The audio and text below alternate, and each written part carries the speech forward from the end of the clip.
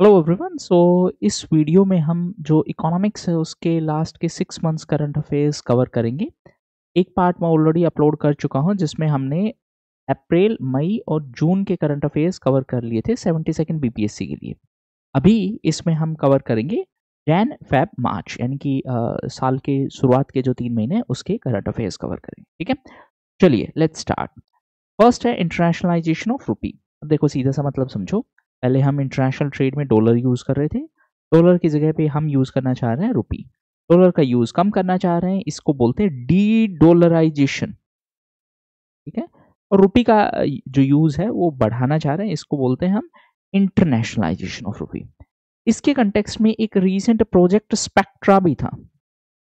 सिर्फ इतना ध्यान में रखो कि स्पेक्ट्रा है वो आरबीआई का एक बेसिकली इनिशिएटिव है जिसके थ्रू हम ईसीबी पर ध्यान देंगे। What is ECB? ईसीबी क्या है? External commercial borrowing. एक्सटर्नल मतलब बाहर से, बाहर से मतलब इंडिया से बाहर से, कमर्शियल मतलब बिजनेस पर्पज से, बोरोइंग मतलब उधारी लेना। ठीक है, तो ये उसके कंटेक्स्ट में एक इंपॉर्टेंट इनिशिएटिव था।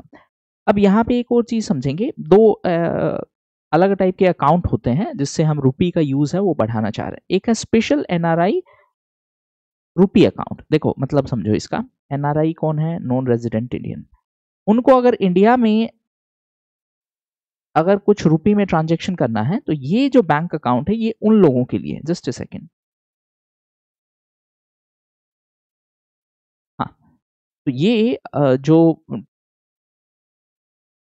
SNRR है, SNRR, ये उन लोगों के लिए है जिनको इंडिया में रुपी में ट्रांजैक्शन करना है, जो एनआरआई है। ठीक है, दूसरा है स्पेशल रुपी वोस्ट्रो अकाउंट। अब वोस्ट्रो नोस्ट्रो पे कई बार क्वेश्चन आ जाता है, एक छोटा सा कॉन्सेप्ट समझो।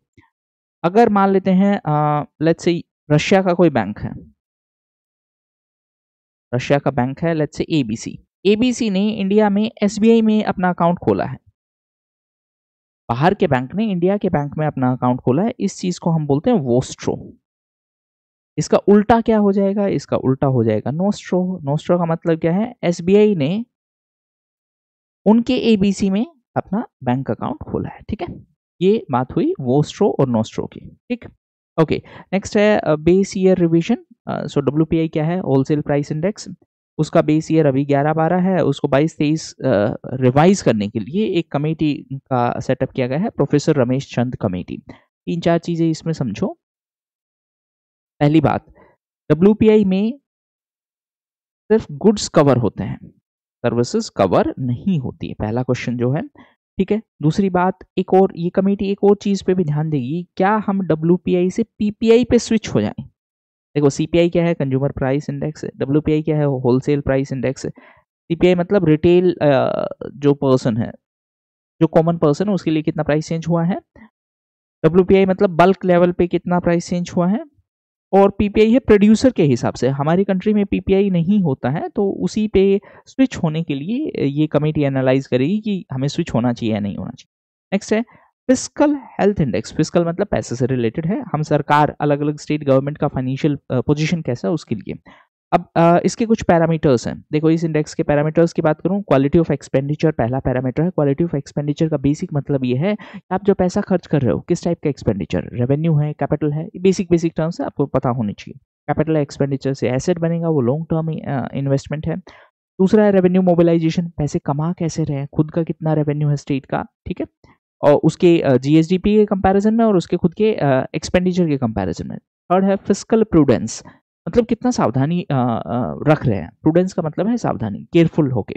तो स्टेट का रेवेन्यू डेफिसिट कितना है, स्टेट का ग्रोस फिस्कल डेफिसिट कितना है। ठीक है, डेट इंडेक्स मतलब कि इंटरेस्ट पेमेंट कितना है। देखो अगर इंटरेस्ट पेमेंट ज़्यादा होगी तो होगा क्या कि सरकार है वो बहुत सारा पैसा सिर्फ इंटरेस्ट पेमेंट में खर्च कर पाएगी और बाकी सोशल सेक्टर के लिए उसके पास पैसे ही नहीं बचेंगे, कैपिटल एक्सपेंडिचर के लिए उसके पास पैसे ही नहीं बचेंगे, सीधी सी बात है। ठीक है, आउटस्टैंडिंग लाइबिलिटी मतलब ओवरऑल लाइबिलिटीज कितना है। ठीक है, ये बेसिक इकोनॉमी के कॉन्सेप्ट है, आपको एक बार जरूर पढ़ने चाहिए क्योंकि बजट में भी इसका मेंशन है।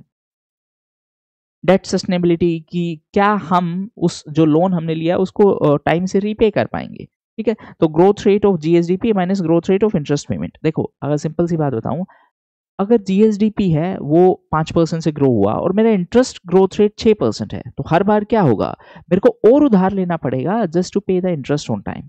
ठीक है, ये एक बेसिक कॉन्सेप्ट है।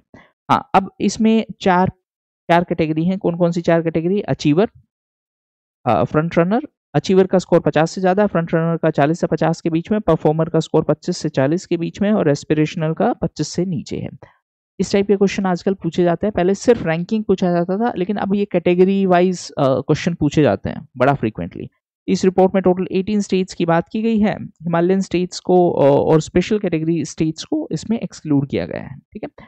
हाँ, अब अगर हम बात करें टॉप परफॉर्मर कौन है, उड़ीसा टॉप पोजीशन पे है और वेस्ट बंगाल और पंजाब का जो फाइनेंशियल कंडीशन है वो बिल्कुल अच्छा नहीं है, ठीक है। हाँ, अब बात कर लेते हैं बिहार की। तो देखो एक सेकंड में इसको जूम करके दिखा देता हूँ। अब ये चार कैटेगरीज हैं, अचीवर, फ्रंट रनर, परफॉर्मर और एस्पिरेशनल, ठीक है। स्कोर की बात हम कर चुके हैं। अगर मैं बात करूं बिहार की, तो बिहार है वो परफॉर्मर वाली कैटेगरी में है। कौन स्टेट टॉप पोजीशन पे है? उड़ीसा, ठीक है।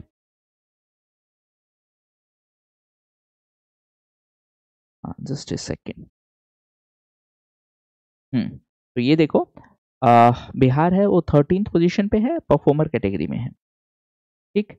अब अगर मैं ओवरऑल बात करूं तो एक बार बिहार का रैंकिंग वगैरह देख लेते हैं। इवन दो इतना सब याद करना पॉसिबल नहीं है, बट एक बार देख लेते हैं, ठीक है। तो ये बिहार का ओवरऑल स्कोर है। अगर हम देखें तो इसमें बिहार का स्कोर क्वालिटी ऑफ एक्सपेंडिचर में अच्छा खासा स्कोर है, 56। क्वालिटी ऑफ एक्सपेंडिचर मतलब कैपिटल एक्सपेंडिचर में सरकार अब पैसा खर्च कर रही है, अच्छी बात है। रेवेन्यू मोबिलाइजेशन यानी खुद के पैसे की कमाई है वो बहुत ज़्यादा नहीं है। उसके पीछे एक कारण एक्साइज ड्यूटी वाला भी हो गया है, क्योंकि सरकार ने लीकर पे बैन लगा दिया है, तो रेवेन्यू कलेक्शन वहाँ से भी कम हो गया। दूसरी बात, सरकार को रेवेन्यू कलेक्शन इसलिए भी नहीं होता क्योंकि इंडस्ट्री ज़्यादा नहीं है, ठीक है। ये कुछ चीज़ें हैं, आपको पता होनी चाहिए। ओके, नेक्स्ट है हाउस होल्ड कंजम्पशन एक्सपेंडिचर सर्वे। यहाँ से क्वेश्चन आने का एक बहुत अच्छा पॉसिबिलिटी है। बेसिक मतलब क्या है कि नॉर्मली घर में कितना पैसा खर्च होता है, ठीक है। कंडक्ट कौन करवाता है? NSO under MoSPI. देखो, एनएसएसओ और सीएसओ इन दोनों को मर्ज करके बनाया था हमने एक ऑर्गेनाइजेशन एनएसओ। ये मोस्पाई क्या है? Ministry of statistics and programme implementation. सबसे पहले 1 साल की ड्यूरेशन के बाद ये कंडक्ट करवाया जाता था 1950-51 में, लेकिन अब ये 5 साल के बाद कंडक्ट होता है, ठीक है। कुछ और सर्वे जो एनएसएसओ कंडक्ट करवाता है, हाउस होल्ड सर्वे, पीरियोडिक लेबर फोर्स सर्वे, ये भी इम्पोर्टेंट है। एनुअल सर्वे ऑफ इंडस्ट्रीज और एग्रीकल्चरल हाउस होल्ड का सर्वे है, ठीक है। हाँ, अब जो HCES यानी हाउस होल्ड कंजम्पशन एक्सपेंडिचर सर्वे की हम बात करें कि घर में नॉर्मली कितना पैसा खर्च होता है, तो यहाँ पे एक चीज़ देखेंगे, रूरल का पैसा मंथली एक्सपेंडिचर है लगभग 4122 और अर्बन का है 6996, ठीक। अर्बन का ज़्यादा होगा, क्वाइट ऑब्वियस है, बट आपको एग्जैक्ट नंबर भी ध्यान में रखना है, एक स्टेटमेंट में पूछ सकता है एक्सप्लिसिटली। अब देखिए, रूरल वाले में ग्रोथ रेट ज़्यादा हुआ है, अर्बन वाले में ग्रोथ रेट रूरल से कम हुआ है। ट्रेंड ध्यान रखेंगे, यहाँ पे 9% है, यहाँ पे 8% है। एक और इम्पोर्टेंट चीज़, अब आप पूछोगे रूरल में ज़्यादा क्यों हुआ है, अर्बन में कम क्यों हुआ? देखो, इसका कारण हम पहले भी डिस्कस कर चुके हैं। रूरल का कंपैरिजन हो रहा है पुराने रूरल से, अर्बन का कंपैरिजन हो रहा है पुराने अर्बन से। अब अर्बन में वेज ग्रोथ रेट यानी जो मजदूरी है उसमें ग्रोथ रेट में ऑलमोस्ट सेम पोजीशन है, स्टैग्नेंट है, ज़्यादा स्पीड से ग्रोथ नहीं हो रहा है। अर्बन में रिलेटिवली बेटर पोजीशन है, इसीलिए वहां पर एक्सपेंडिचर भी चेंज होगा।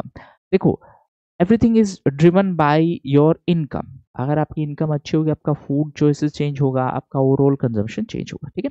दूसरी बात, क्योंकि अब यहाँ से क्वाइट ऑब्वियस है कि अर्बन का ग्रोथ रेट रूरल वाले से कम है, तो दोनों के बीच में जो गैप है वो कम हो जाएगा। जैसे 2011-12 में ये गैप 84% था, अब ये 70% पे आ गया है, ठीक है। अब एक और इम्पोर्टेंट चीज, जैसे जैसे आपकी इनकम बढ़ेगी तो आप फूड पे परसेंटेज एक्सपेंडिचर कम करोगे। नॉन फूड आइटम्स, जैसे फॉर एग्जांपल पहले मेरे पास सैलरी थी 5,000 रुपये और मेरा खाने का खर्चा है 4,000 रुपये, तो मैक्सिमम पैसा मैं खाने के पे ही खर्च करूंगा क्योंकि वो सर्वाइवल के लिए ज़रूरी है। लेकिन जैसे जैसे इनकम बढ़ेगी वो 4,000 तो 4,500 हो जाएंगे। फिर बाकी का पैसा कहाँ खर्च करूंगा? बाकी का पैसा लेट्स से आपको टीवी खरीदना है, एसी खरीदना है, जो भी खरीदना है, नॉन फूड एक्सपेंस पे होगा। इसको बेसिकली बोलते हैं एंजल्स लो,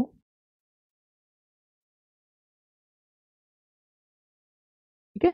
तो ये कम हो गया, फूड का शेयर है वो कम हो गया। 53% रूरल एरिया में, 60% अर्बन एरिया में, सॉरी हाँ, नॉन फूड एक्सपेंडिचर है। नॉन फूड एक्सपेंडिचर 50% से ऊपर है, इसका मतलब फूड एक्सपेंडिचर 50% से कम है। ठीक है, ये एक कॉमन सी चीज़ है।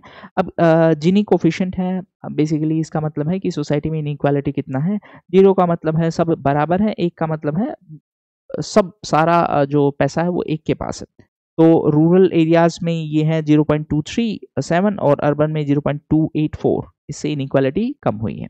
देखो अभी रिसेंटली वर्ल्ड बैंक का भी एक रिपोर्ट आया था कि India I think 4th most equal country है।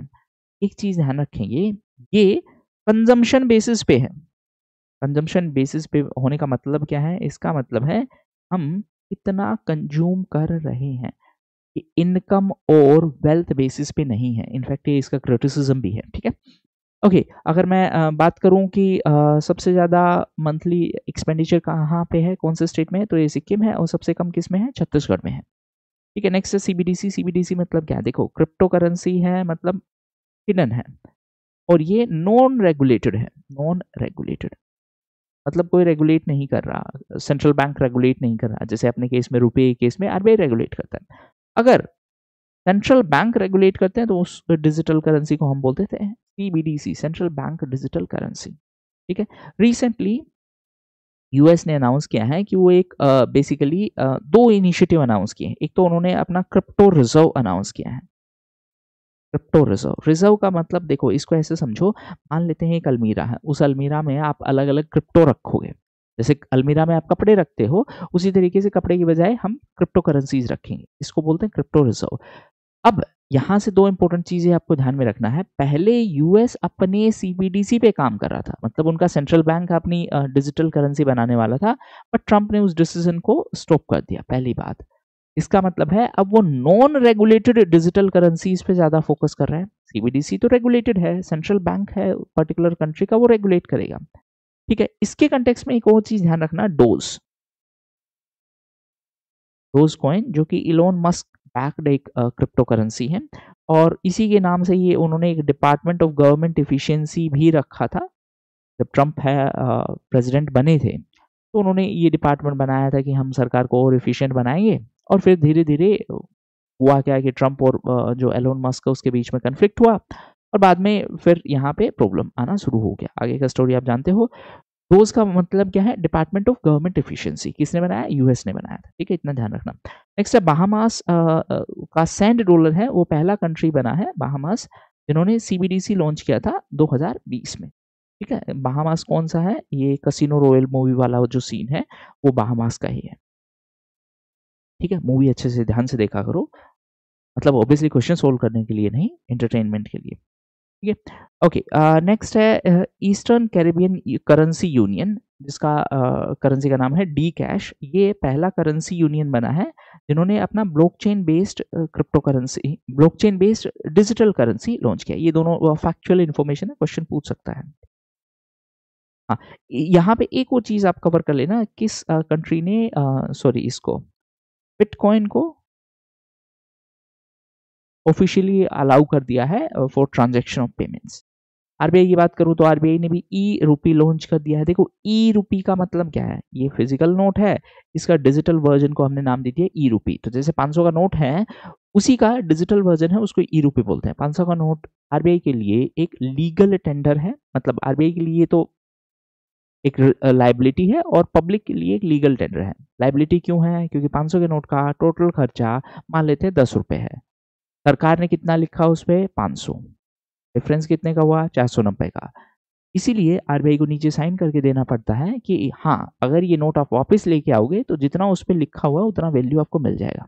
First thing.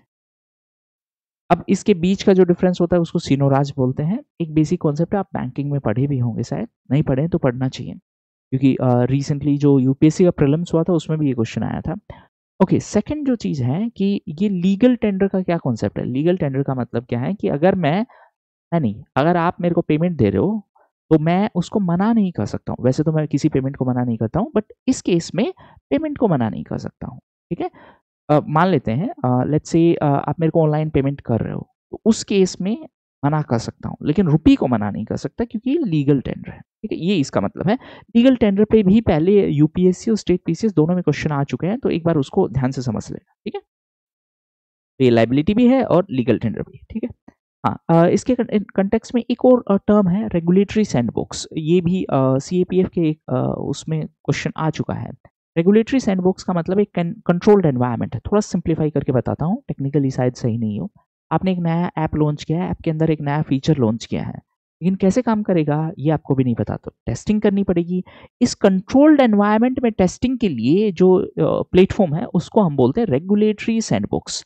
यानी रेगुलेटर है आपको एक कंट्रोल्ड एनवायरनमेंट में अपनी ऐप की नई फीचर्स है वो टेस्ट करने के लिए दे रहा है, ठीक है।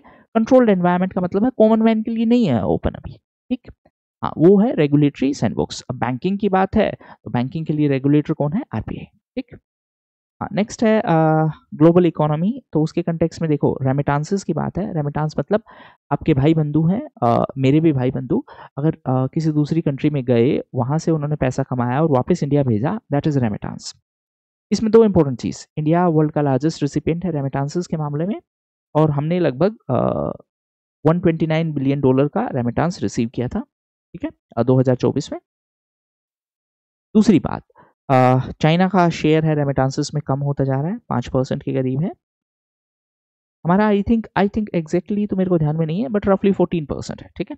हाँ, एक और इम्पोर्टेंट चीज, हमारा रेमिटांस पहले वेस्ट एशिया से ज्यादा था।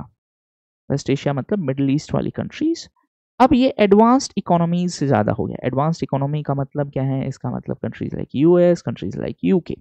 अब रिसेंटली US ने कहा कि आप रेमिटांस वापस इंडिया भेजते हो, हम इस पे टैक्स लगाएंगे। इसके कंटेक्स्ट में सिर्फ एक ये चीज भी ध्यान रख लेना, वन बिग ब्यूटीफुल बिल, ये ट्रम्प का एक इनिशिएटिव है। बेसिकली इसमें ही रेमिटांसेस पे टैक्स लगाने की बात की। दो टाइप के क्वेश्चन आ सकते हैं कि किस कंट्री ने रेमिटांस पे टैक्स लगाने का प्रपोजल किया था। US, कौन सा bill? One big beautiful bill, ठीक है। हाँ, अब इससे इंडिया पे क्या इम्पैक्ट होगा? देखो, रेमिटांसेस हमारे लिए एक इम्पोर्टेंट सोर्स है फॉरेन करेंसी के, तो हमें एडवर्स इम्पैक्ट होगा। खास करके हम एक ट्रेड डेफिसिट कंट्री हैं। ट्रेड डेफिसिट का बेसिक मतलब क्या है कि हम एक्सपोर्ट कम करते हैं और इंपोर्ट ज़्यादा करते हैं। तो कहने का मतलब यह है कि डॉलर की कमाई कम है, डॉलर का एक्सपेंडिचर ज़्यादा है, ठीक है। हाँ, ये सारी चीज़ें आपको ध्यान में रखनी है। नेक्स्ट है ग्लोबल इकोनॉमिक प्रोस्पेक्टस रिपोर्ट। इसमें सिर्फ सबसे पहले इंपॉर्टेंट चीज़ ये है कि ये वर्ल्ड बैंक का एक रिपोर्ट है, तो एक तो ये याद रखेंगे। इस रिपोर्ट ने हाईलाइट किया है कि EM3 एमर्जिंग मार्केट इकोनॉमीज है ना, वो अच्छा खासा ग्रोथ कर रही हैं। कौन कौन सी emerging market economies? Countries like China, India and Brazil, ठीक है। और इंडिया इसमें ग्रोथ के मामले में सबसे आगे है, ठीक है। नेक्स्ट है बैंक नेट। देखो, इसको थोड़ा सा सिंप्लीफाई करके बताता हूँ। आपने लिया बैंक से लोन और आपने उस लोन को लेने के लिए रख दिया कोलेट्रल। कोलेट्रल मतलब गिरवी, ठीक है, एक सिंपल सेंस में। अब आप टाइम पे नहीं कर रहे हो तो बैंक बोलेगा कि चलो आपका प्रॉपर्टी है उसको ऑक्शन कर देते हैं, मतलब बोली लगा के बेच देते हैं। उसके लिए एक प्लेटफॉर्म बनाया जहाँ पे बैंक्स हैं वो सब प्रॉपर्टीज को ऑक्शन करने के लिए एक डेटाबेस टाइप का बनाएंगे। उस डेटाबेस को ही हमने नाम दिया है बैंक नेट। इसका मतलब क्या है? Bank asset auction network. Full form शायद नहीं पूछे, फिर भी आप एक बार देख लेना, ठीक है। तो इससे होगा क्या कि जो एसेट कोलेट्रल के लिए है, जिसका लोन टाइम पे नहीं आया, उसका ऑक्शन करवाना और कुछ नहीं। E auction platform for PSB। PSB क्या है? पब्लिक सेक्टर बैंक्स, सरकारी बैंक्स। नेक्स्ट है PPI। PPI का मतलब क्या है? Prepaid payment instrument. थोड़ा सिंप्लीफाई करके समझते हैं। प्रीपेड का मतलब है एक काइंड ऑफ ई वॉलेट है। ई वॉलेट का मतलब क्या है? आपने अपने बैंक अकाउंट से 1 लाख रुपए अपने फोन पे के वॉलेट में रख लिए। अब जब भी आपको ट्रांजेक्शन करना होगा, आपको एक्चुअली बैंक अकाउंट की जरूरत नहीं पड़ेगी।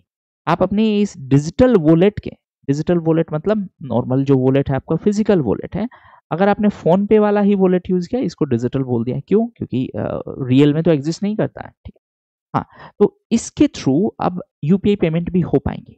मतलब पहले बहुत सारे ऐसे प्रीपेड वॉलेट हैं। जैसे फॉर एग्जांपल एक सिंप्लीफाइड कॉन्सेप्ट बताऊं तो आपको, अगर आपको मेरे को गिफ्ट करना हो और खास करके बड़ी अमाउंट का 25-30 लाख का करना हो, तो आप क्या कर सकते हो? मतलब यूजुअली आप क्या करोगे? डायरेक्ट मेरे को कैश तो दोगे नहीं, ठीक है। तो आप क्या करोगे? आप किसी ऑनलाइन वॉलेट में ट्रांसफर करोगे और फिर मेरे को दोगे। मतलब 25-30 लाख तो नहीं करोगे, चलो ठीक है, एग्जाम्पल चेंज कर देते हैं। अमेजोन का एक प्रीपेड वाउचर आता है। प्रीपेड वाउचर, प्रीपेड का मतलब क्या है? आपने पे किया, उसका एक कूपन कोड आएगा, वो कूपन कोड आप मेरे को दोगे, फिर मैं उसको शॉपिंग के लिए यूज करूंगा, ठीक है। हाँ, ओके।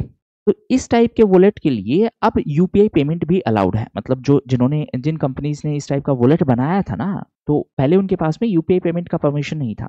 अब आरबीआई ने कहा कि किसी थर्ड पार्टी के साथ टाई अप करो, यूपीआई पेमेंट भी कर दो। ठीक है, थर्ड पार्टी मतलब जिसके पास यूपीआई पेमेंट का परमिशन है। क्यों कहा आरबीआई ने ऐसा? देखो, आरबीआई का बेसिक ऑब्जेक्टिव है कि डिजिटाइजेशन को सपोर्ट करना।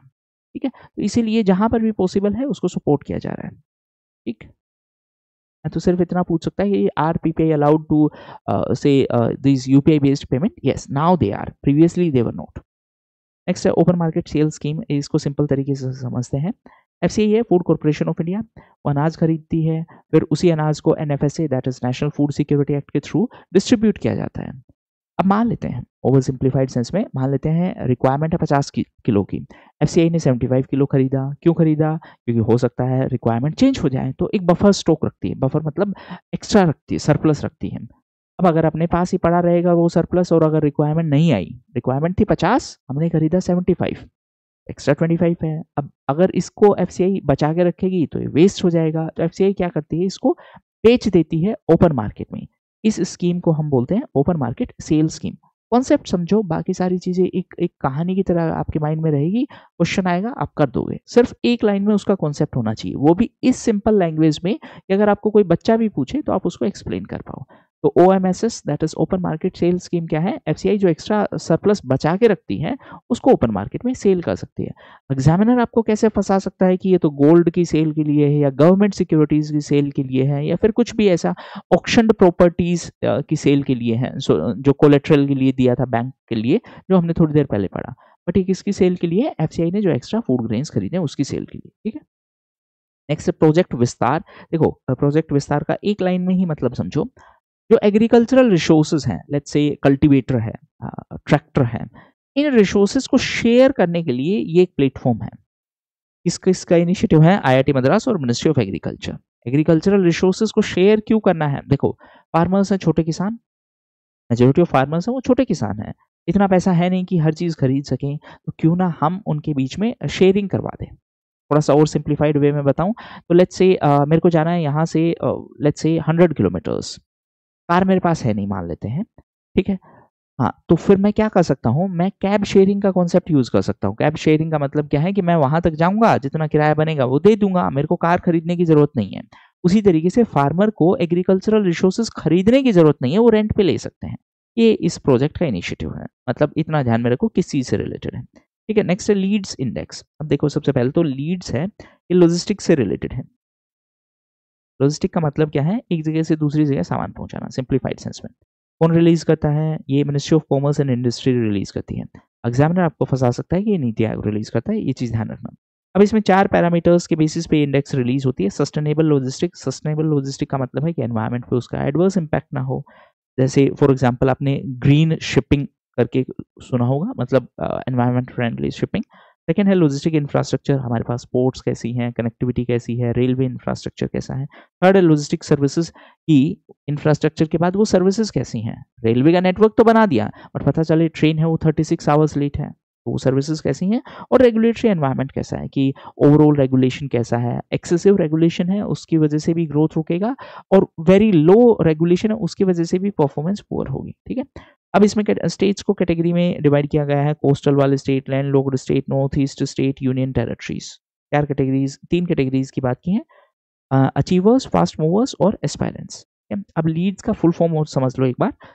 Longevity, efficiency, accountability and digitalisation. ठीक है, इसमें ग्रीन लॉजिस्टिक, ट्रिपल पी मतलब क्या है? Public private partnership. इसी के कंटेक्स्ट में आपको अगर याद हो, लास्ट वाले वीडियो में हमने फर्स्ट ट्रांसशिपमेंट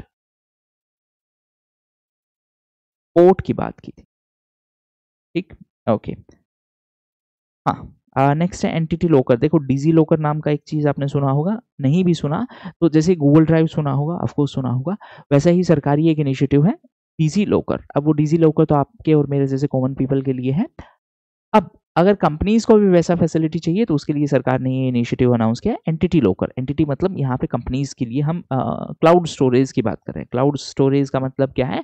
कि वो डेटा ऑनलाइन सर्वर पे स्टोर होगा, you can access it from anywhere. ठीक है, नेक्स्ट है जेड मोर्रा टनल। तो ये जम्मू एंड कश्मीर में एक टनल थी, रिसेंटली प्राइम मिनिस्टर साहब ने इसको इनोग्रेट किया है। नेक्स्ट है बनिहाल पास, ये भी जम्मू एंड कश्मीर में है। ठीक है, और ये NH44 का एक पार्ट है। NH44 का पुराना नाम NH7 था, जो कि हमारे देश का लॉन्गेस्ट हाईवे था।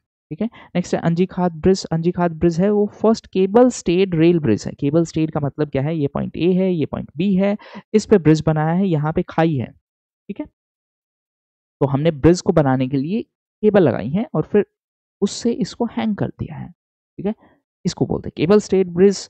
और ये रिसेंटली जम्मू एंड कश्मीर में सेटअप किया गया था, उसके कंटेक्स्ट में रिवर है, उसके कंटेक्स्ट में न्यूज़ में था।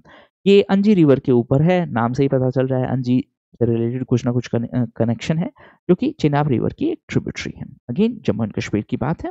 ठीक है, तो विद दिस जनवरी के करंट अफेयर्स पूरे हुए। अब देखो एक इंपॉर्टेंट चीज, दो टाइप के स्टूडेंट हो सकते हैं। एक स्टूडेंट ऐसे हैं जिसको ये लगेगा कि बहुत ज्यादा है ये कंटेंट, और एक स्टूडेंट ऐसे हैं जिसको लगेगा कि मेरे को और करंट अफेयर्स चाहिए, मेरे को और करंट अफेयर्स चाहिए। दोनों ही स्टूडेंट हैं, अगेन एक्सट्रीम सिचुएशंस की बात कर रहे हैं।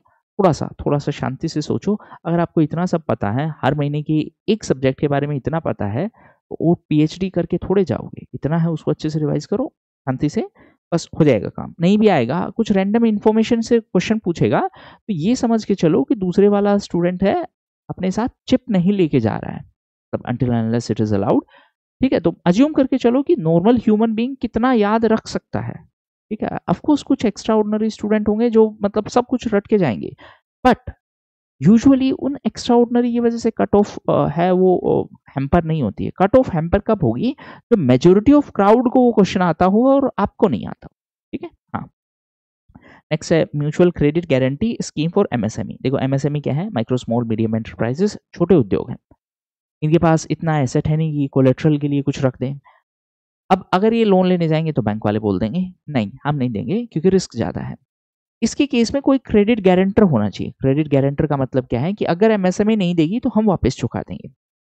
इसके लिए ये एक इनिशिएटिव है, mutual credit guarantee scheme for MSME। ठीक है, अब इसमें क्रेडिट गारंटी देगा कौन, इसका नाम है national credit guarantee trustee company limited. ये लास्ट वाले आपके प्रीलिम्स में क्वेश्चन भी पूछा गया था, full form central credit guarantee करके कुछ एक इंस्टीट्यूशन का। ठीक है, तो इस टाइप के क्वेश्चन पूछे जा सकते हैं। कहने का मतलब है ये MSME के लिए गारंटर का काम करेगा। कितना गारंटी, 60% गारंटी दे रहा है। ठीक है, हाँ, किसको देगा ये गारंटी, ओवर सिंप्लीफाई करके बताऊं तो ये इंस्टीट्यूशन है, ये बैंक को बोलेगी कि हाँ इसको लोन दे दो, गारंटी हम ले रहे हैं, अगर ये नहीं चुकाएगा हम चुका देंगे। क्यों सरकार इतना दयावान हो रही है, क्योंकि MSME है वो लेबर इंटेंसिव है, मतलब कि बहुत सारा एम्प्लॉयमेंट जनरेट करता है। तो प्रॉब्लम क्या है कि हमारे पास यंग वर्किंग एज पॉपुलेशन है, हमें कोई ऐसा सेक्टर चाहिए जो इस पॉपुलेशन को काम दे सके, तो सरकार है उस सेक्टर को सपोर्ट प्रोवाइड करने के लिए ये इनिशिएटिव लॉन्च की, बस इतना समझ लो। ठीक है, अब लोन लेने के लिए क्या कंडीशन है, बेसिकली उद्यम एक पोर्टल है, वहां पे रजिस्टर होनी चाहिए और नोट ए NPA। कहने का मतलब ये है कि ऐसा नहीं है कि पहले लोन ले चुके हैं उसको पे नहीं किया, आप दूसरे बैंक में जाके लोन ले रहे हैं, फिर तीसरे बैंक में जाके लोन ले रहे हैं। अब क्योंकि सब कुछ सेंट्रलाइज हो गया है तो पता चल जाएगा, तो वैसा नहीं अलाउड है। ठीक है, और जो पैसे वो लोन के लिए लेंगे, बेसिक ये चीज समझो, ऐसा नहीं है कि वो ट्रैवल पे खर्च कर देंगे। जो मान लेते हैं 100 रुपए के लिए 100 रुपए की मशीनरी मेरे को खरीदनी है, तो 75 रुपए मैं अपनी जेब से लगाऊंगा, बाकी ये 25 के लिए मैं लोन ले सकता हूँ। क्यों बोल रहा हूँ, इसको ऐसे समझो। 100 रुपए का प्रोजेक्ट है, मैंने अपनी जेब से 1 रुपया लगा दिया, 99 बैंक से ले लिए, अब बोल दिया कि प्रोजेक्ट तो फेल हो गया है, तो अल्टीमेटली फाइनेंशियल लाइबिलिटी किस पे आ जाएगी, क्रेडिट गारंटर पे आ जाएगी। तो उससे होगा क्या कि सब लोग ऐसे ही करके डिफॉल्ट करने लग जाएंगे। तो इसलिए सरकार ने कहा 100 रुपए का प्रोजेक्ट है, 75 आप अपनी जेब से लगाओ, बाकी के 25 के लिए हम आपको सपोर्ट करेंगे। क्यों, क्योंकि अब आपका पूरा पैसा लगा है, मतलब मेजोरिटी ऑफ पैसा लगा है, अब आपका रिस्क हाई है। Risk high in the sense कि अब आपको उसको चलाना पड़ेगा, नहीं चलाओगे तो आपका ज्यादा लॉस है, हम 25% का लॉस भर लेंगे। मतलब ऐसा सरकार बोलती नहीं है, बट कहने का बेसिक सिंपल सेंस ये है। ठीक है, ओके। हाँ, जो रीसेंट बजट है उसमें भी MSME के लिए कुछ इनिशिएटिव है वो अनाउंस किए गए हैं। देखो 4 पिलर्स की बात की गई है रीसेंट बजट में। बजट हम अलग वीडियो में भी डिस्कस करेंगे, बट एक बार बता देता हूँ। एग्रीकल्चर है, ग्रोथ इंजन जिसको बोला गया है कि 2047 तक हमें एक विकसित भारत बनना है, उसके लिए ये 4 इंजन है। पहला एग्रीकल्चर है, दूसरा MSME है, तीसरा इन्वेस्ट करना है हमें इकोनॉमी में, लोगों में इन्वेस्ट करना है, इनोवेशन में इन्वेस्ट करना है, इंफ्रास्ट्रक्चर में इन्वेस्ट करना है, और चौथा है एक्सपोर्ट। ये 4 इंजन है। इन्वेस्ट किस किस में करना है? पीपल में, इनोवेशन में और इंफ्रास्ट्रक्चर में। ठीक, सेकेंड, हाँ, ओके। अब एक तो एमएसएमई की डेफिनेशन है उसको रिवाइज कर दिया है। याद रखने का तरीका क्या है? इन्वेस्टमेंट का जो लिमिट है उसको 2.5 गुना कर दिया है, जस्ट ए सेकेंड, 2.5 टाइम्स, और टर्नओवर का लिमिट है उसको 2 टाइम कर दिया। एक बार ये डेफिनेशन आप आराम से देख लेना, क्वेश्चन आ सकता है, चांसेस बहुत ज्यादा हैं। ठीक है, इस पे पहले भी क्वेश्चन पूछे गए हैं। ठीक है, हाँ, दो इंपॉर्टेंट चीजें हैं, इन्वेस्टमेंट और टर्नओवर। इन्वेस्टमेंट मतलब आपने कितना पैसा लगाया, टर्नओवर मतलब साल में आपने कितने का माल बेचा। सिंप्लीफाइड सेंस में ये पेंसिल 100 रुपए की है, और अगर आपने 10 पेंसिल बेची एक साल में, पूरे साल में, तो एक तो आपको ज्यादा पेंसिल बेचनी चाहिए, दूसरी बात तो 100 इंटू 10, 1,000 रुपए का आपका ओवरऑल टर्नओवर हो गया। अब इसमें से आपको खर्चे भी निकालने हैं, तब जाके आपका प्रॉफिट आएगा। तो टर्नओवर का बेसिक मतलब है रेवेन्यू कितना कलेक्ट किया है आपने, वो प्रॉफिट नहीं है। ठीक है, हाँ, ये 4-5 चीजें। अच्छा, एक और है, एमएसएमई सेक्टर को लोन की हमेशा दिक्कत होती है, क्योंकि छोटा बिजनेस है, कोलेटरल उतना है नहीं, और ना ही उतना रेपुटेशन है कि बैंक इजीली लोन दे दे। तो इसके लिए सरकार ने भी कहा है कि हम लोन देंगे, और नेक्स्ट 5 ईयर्स में लगभग 1.5 लाख करोड़ का लोन है एमएसएमई सेक्टर्स को मिलेगा। ठीक है, मतलब माइक्रो और स्मॉल एंटरप्राइजेस को। पहले ये लिमिट था 5 करोड़ रुपए, अब 10 करोड़ रुपए तक का लोन मिलेगा। टोटल अमाउंट जो है वो 1.5 लाख करोड़ का है। स्टार्टअप्स को भी लोन मिलेगा। स्टार्टअप के लिए दो इंपॉर्टेंट चीज ध्यान रखना, वो कंपनी जो 10 साल से ज्यादा की ना हो, और दूसरी जिसका टर्नओवर अभी थोड़ी देर पहले बात किया है, क्या था? ओवरऑल रेवेन्यू, टर्नओवर उसका 100 करोड़ से नीचे होना चाहिए। ये दो कंडीशन है। एक मीन्स में जब हम बात करेंगे तो बिहार का एक स्टार्टअप पॉलिसी है, बिहार स्टार्टअप पॉलिसी, उसको डिटेल में डिस्कस करेंगे, लेकिन वो मीन्स का पार्ट है, प्रीलिम्स में चांसेस कम है। हाँ, ओके। उसके बाद एक एक कस्टमाइज्ड क्रेडिट कार्ड भी देखें। क्रेडिट कार्ड का बेसिक मतलब क्या है? लोन है, सीधी सी बात है, क्रेडिट का मतलब है लोन। क्रेडिट कार्ड और डेबिट कार्ड दो बेसिक कार्ड होते हैं। डेबिट कार्ड का मतलब आपके अकाउंट में जो पैसे हैं वो निकाल सकते हो आप उस कार्ड से। क्रेडिट कार्ड का मतलब आप बैंक से डायरेक्टली लोन ले रहे हो। तो जो माइक्रो एंटरप्राइजेस हैं, जो रजिस्टर्ड हैं, उनको 10 लाख रुपए तक का लोन के लिए एक क्रेडिट कार्ड इशू किया जाएगा। ठीक है, ओके। सॉरी, 5 लाख के रुपए के लिए एक क्रेडिट कार्ड इशू किया जाएगा। ऐसे 10 लाख क्रेडिट कार्ड इशू होंगे। ठीक, और भी कुछ बेसिक बेसिक इनिशिएटिव है, आप एक बार इसको देख लेना, कुछ ऐसा समझाने वाला नहीं है, फैक्चुअल इन्फॉर्मेशन। ठीक है, इसके अलावा एक टीम इनिशिएटिव है। टीम इनिशिएटिव का मतलब trade enablement and marketing. Simple सी बात है, मैं एक छोटा व्यापारी हूँ, मेरे पास ना ज़्यादा टेक्निकल स्किल है अपने प्रोडक्ट को बेचने के लिए। उसके केस में सरकार आपको सपोर्ट प्रोवाइड कर रही है, ताकि आप अपने प्रोडक्ट उसको ई कॉमर्स प्लेटफॉर्म यानी ऑनलाइन बेच सको। ठीक है, इसके साथ साथ सरकार विश्वकर्मा स्कीम के through artisans and craft people को भी सपोर्ट प्रोवाइड कर रही है। डिफरेंट डिफरेंट कम्युनिटीज हैं, उनके पास अलग अलग स्किल होता है, बट फंडामेंटल प्रॉब्लम क्या है कि उनके पास उसका डॉक्यूमेंट नहीं है, कोई सर्टिफिकेट नहीं है। सरकार ने इस पीएम विश्वकर्मा इनिशिएटिव के थ्रू क्या किया है कि हम आपकी स्किल को अपग्रेड करवाएंगे। अपग्रेड मतलब, जैसे फॉर एग्जांपल आयरन बीटिंग का एक कम्युनिटी है, लोहार कम्युनिटी जिसको हम बोलते हैं। पुराने टाइम में उनका स्किल था, वो उस टाइम के लिए रिलेवेंट था, बट अब उतना रिलेवेंट नहीं है, क्योंकि हर चीज मैकेनाइज हो गई है। अब सरकार क्या बोल रही है कि चलो आपका हम स्किल अपग्रेडेशन करवाते हैं। ठीक है, तो ये इस का एक मेन इनिशिएटिव। ठीक है, next critical mineral. Critical mineral का बेसिक मतलब, यहाँ से क्वेश्चन आ सकता है, रीजन बिंग की सरकार ने पॉलिसी भी अनाउंस की और बहुत सारे इनिशिएटिव न्यूज में थे। क्रिटिकल मिनरल का मतलब है जो हमारी इकोनॉमी के लिए बहुत जरूरी है, सिंपल सी बात है। हाँ, ठीक है। अब यहाँ से एक इंटरेस्टिंग चीज, यूपीएससी में क्वेश्चन आया था कि हम कंप्लीटली सेल्फ रिलायंट है। नहीं, हम हैविली डिपेंडेंट हैं ऑन इंपोर्ट, और इंपोर्ट में भी चाइना पे बहुत सारा डिपेंडेंसी है। एक छोटा सा आपको स्टोरी बता देता हूँ। जो हमारा व्हीकल मैन्युफैक्चरिंग सेक्टर है, उनको बहुत सारे मिनरल रिसोर्सेज चाहिए हैं। अब चाइना के साथ हमारी उतनी बनती नहीं है, तो ये व्हीकल मैन्युफैक्चरिंग इंडस्ट्री है, ये गवर्नमेंट ऑफ इंडिया के साथ बातचीत करके गवर्नमेंट ऑफ इंडिया को रिक्वेस्ट करिए कि आप प्लीज चाइना से बात करो, ताकि हमें इसका सप्लाई रेगुलरली मिल सके। चाइना है एक्चुअली जो क्रिटिकल मिनरल्स का जो सेगमेंट है उसमें डोमिनेंट प्लेयर है। तो जैसे ही चाइना पे यूएस ने टैरिफ लगाए, तो उसके बाद में उन्होंने क्या कहा कि हम आपको इन द सेंस यूएस को एक्सपोर्ट नहीं करेंगे ये minerals. That simply means China in minerals की सप्लाई को as a pressure tactics use करता है। इसी कंटेक्स्ट में इंडिया के जो मैन्युफैक्चरर्स हैं, व्हीकल मैन्युफैक्चरर्स, उन्होंने भी कहा कि सरकार को इंश्योर करना चाहिए कि इसका सप्लाई रेगुलर रहे। बस इतना सा है। तो अगर क्वेश्चन आए कि हम मतलब सेल्फ रिलायंट है, तो हम नहीं है, हम हैवीली डिपेंडेंट है। ठीक है। अब इसीलिए सरकार ने कुछ इनिशिएटिव भी अनाउंस किए। एक तो नेशनल क्रिटिकल मिनरल्स पॉलिसी है। ठीक है। दूसरा एक काबिल नाम की संस्था सेटअप की थी। काबिल, वो ऋतिक रोशन वाला काबिल, खनीज विदेश इंडिया लिमिटेड। ये एक्चुअली 3 कंपनीज का एक जॉइंट वेंचर है। जॉइंट वेंचर मतलब मिलके साथ काम कर रही हैं। इसके अंडर में है, मिनिस्ट्री ऑफ माइंस के अंडर में है। ठीक है। अब ये काबिल क्या कर रही है, दूसरे देशों के साथ में टाई अप कर रही है ताकि हमारा मिनरल जो सप्लाई है वो रेगुलर बना रहे। देखिए, एक छोटा सा कॉन्सेप्ट समझिए। अगर हम किसी भी रिसोर्स पे दूसरी कंट्री पे डिपेंडेंट है, अगर हम किसी भी रिसोर्स पे दूसरी कंट्री पे डिपेंडेंट है, तो कभी भी एक सोर्स पे डिपेंडेंट नहीं होना है। हमेशा डाइवर्सिफाई करके रहना है। डाइवर्सिफिकेशन मतलब अलग अलग सोर्सेज से, ताकि अगर कल को वो किसी भी वजह से वो सप्लाई चेन डिसरप्ट हो जाए तो हमारे पास अल्टरनेटिव सप्लायर्स होने चाहिए। अभी अगर आप न्यूज़पेपर डेली कवर कर रहे हो, जो कि आपको करना चाहिए, तो यूएस है इंडिया पे इसी बात के लिए प्रेशर डाल रहा है कि आप रशिया से ऑयल मत परचेज करो। देखो, नॉर्मली अगर कोई और रिसोर्स होता तो शायद हम कंसिडर भी करते, है ना, नॉर्मली अगर होता तो। बट इस केस में हम कंसिडर नहीं करना चाहते, रीजन बीइंग कि पहले हम वेस्ट एशिया पे बहुत ज्यादा डिपेंडेंट थे। अब रशिया हमारा एक अल्टरनेटिव इमर्जिंग सप्लायर बना है, तो हम नहीं चाहते हैं कि हम अपनी सप्लाई चेन के जो प्लेयर्स हैं उसको कम करें। हमारा गोल हमेशा होता है कि हम नए नए सप्लायर्स अपनी सप्लाई चेन में जोड़ते जाएं, ताकि कल को अगर कोई एक सप्लायर हमें कंट्रोल करने की कोशिश करे, प्रेशराइज करने की कोशिश करे, तो हम उसको टाटा बाय बाय बोल सकें। ठीक है, ये इसका पूरा कॉन्सेप्ट है। इसके अलावा रिसेंटली इंडिया ने भी मिनरल सिक्योरिटी पार्टनरशिप को ज्वाइन किया था। ये यूएस लेड इनिशिएटिव है। नाम से ही पता चल रहा है कि मिनरल का सिक्योरिटी इंश्योर करना। सिक्योरिटी मतलब कि सब उसका सप्लाई रेगुलर रहे। ठीक।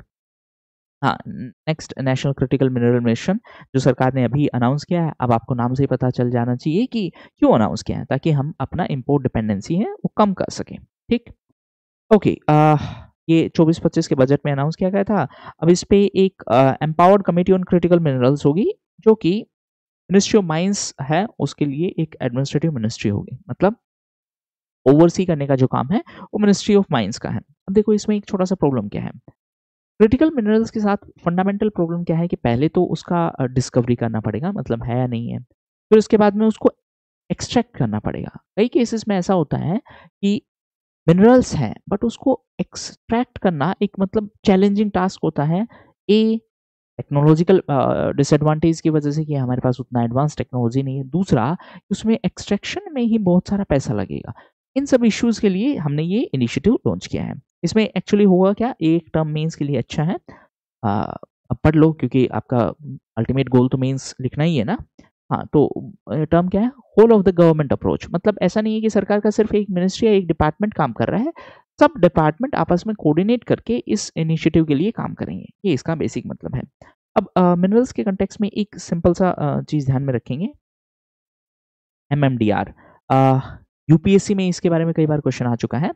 Mines and minerals development and regulation act. ठीक। 2015 का एक कानून है। नाम से पता चल रहा है किसके लिए, माइंस और मिनरल्स के। रिसेंटली कुछ मिनरल्स को रिक्लासिफाई किया है। रिक्लासिफिकेशन का मतलब क्या है कि पहले वो माइनर मिनरल की कैटेगरी में थे। माइनर का मतलब उतना सिग्निफिकेंट नहीं है। जैसे मेरा रिवीजन करने का एडवाइस है, वो माइनर एडवाइस है। क्यों? क्योंकि आप सीरियसली तो लेते नहीं हो। सेकेंड है मेजर मिनरल। मेजर मिनरल का मतलब है दैट इज क्वाइट इंपॉर्टेंट। एक और छोटा सा ध्यान में यहाँ पे ध्यान रखना, हालांकि इतना डिटेल स्टेट पीसेस में नहीं पूछा जाता है। जो माइनर मिनरल्स हैं उस पे यूजुअली रेगुलेशंस का जो काम है वो स्टेट गवर्नमेंट भी कर लेती हैं, बट मेजर मिनरल्स पे यूजुअली जो रेगुलेशंस होता है वो सेंट्रल गवर्नमेंट के थ्रू होता है। हाँ, तो इन मिनरल्स को हमने माइनर से मेजर की कैटेगरी में डाल दिया। कौन कौन से मिनरल्स हैं, ये 4-5 नाम एक बार देख लेना, ऐसा मतलब फिंगर टिप्स पे करने की जरूरत नहीं है, नाम देख लेना एग्जाम से पहले। ठीक है। हाँ, अब मैं इसको पढ़ के वापस से आपको सुनाऊँ तो उससे क्या ही चेंज होने वाला है। हाँ, ये किसकी रिकमेंडेशन पे किया गया है, ये डॉक्टर वी के सारस्वत कमेटी है, उन्होंने रिकमेंड किया था। ठीक है। कहने का मतलब है, देखो एक सिंप्लीफाइड सेंस में समझो इसको, क्यों माइनर से मेजर किया है। पहले इन मिनरल्स का उतना सिग्निफिकेंट रोल नहीं था, बट विथ चेंजिंग टाइम अब ये इंपॉर्टेंट हो गए हैं। जैसे एक सिंपल सेंस में अगर मैं बात करूं, 69th बीपीएससी से पहले इकोनॉमिक्स का उतना ज़्यादा रोल नहीं था। इनफैक्ट बच्चे बजट और सर्वे रट के चले जाते थे और काम हो जाता था। 69th बीपीएससी ने थोड़ा सा चेंज किया, उन्होंने कॉन्सेप्चुअल क्वेश्चंस पूछे। उसके बाद में जो सब्जेक्ट माइनर था अब क्या हो गया है, मेजर हो गया है, मतलब इंपॉर्टेंट हो गया है। बस ये इसका पूरा कॉन्सेप्ट है, ठीक है। हाँ, एमएमडीआर जो एक्ट है, एक्ट 1957 का है, जो अमेंड किया गया था 2015 में, ठीक है।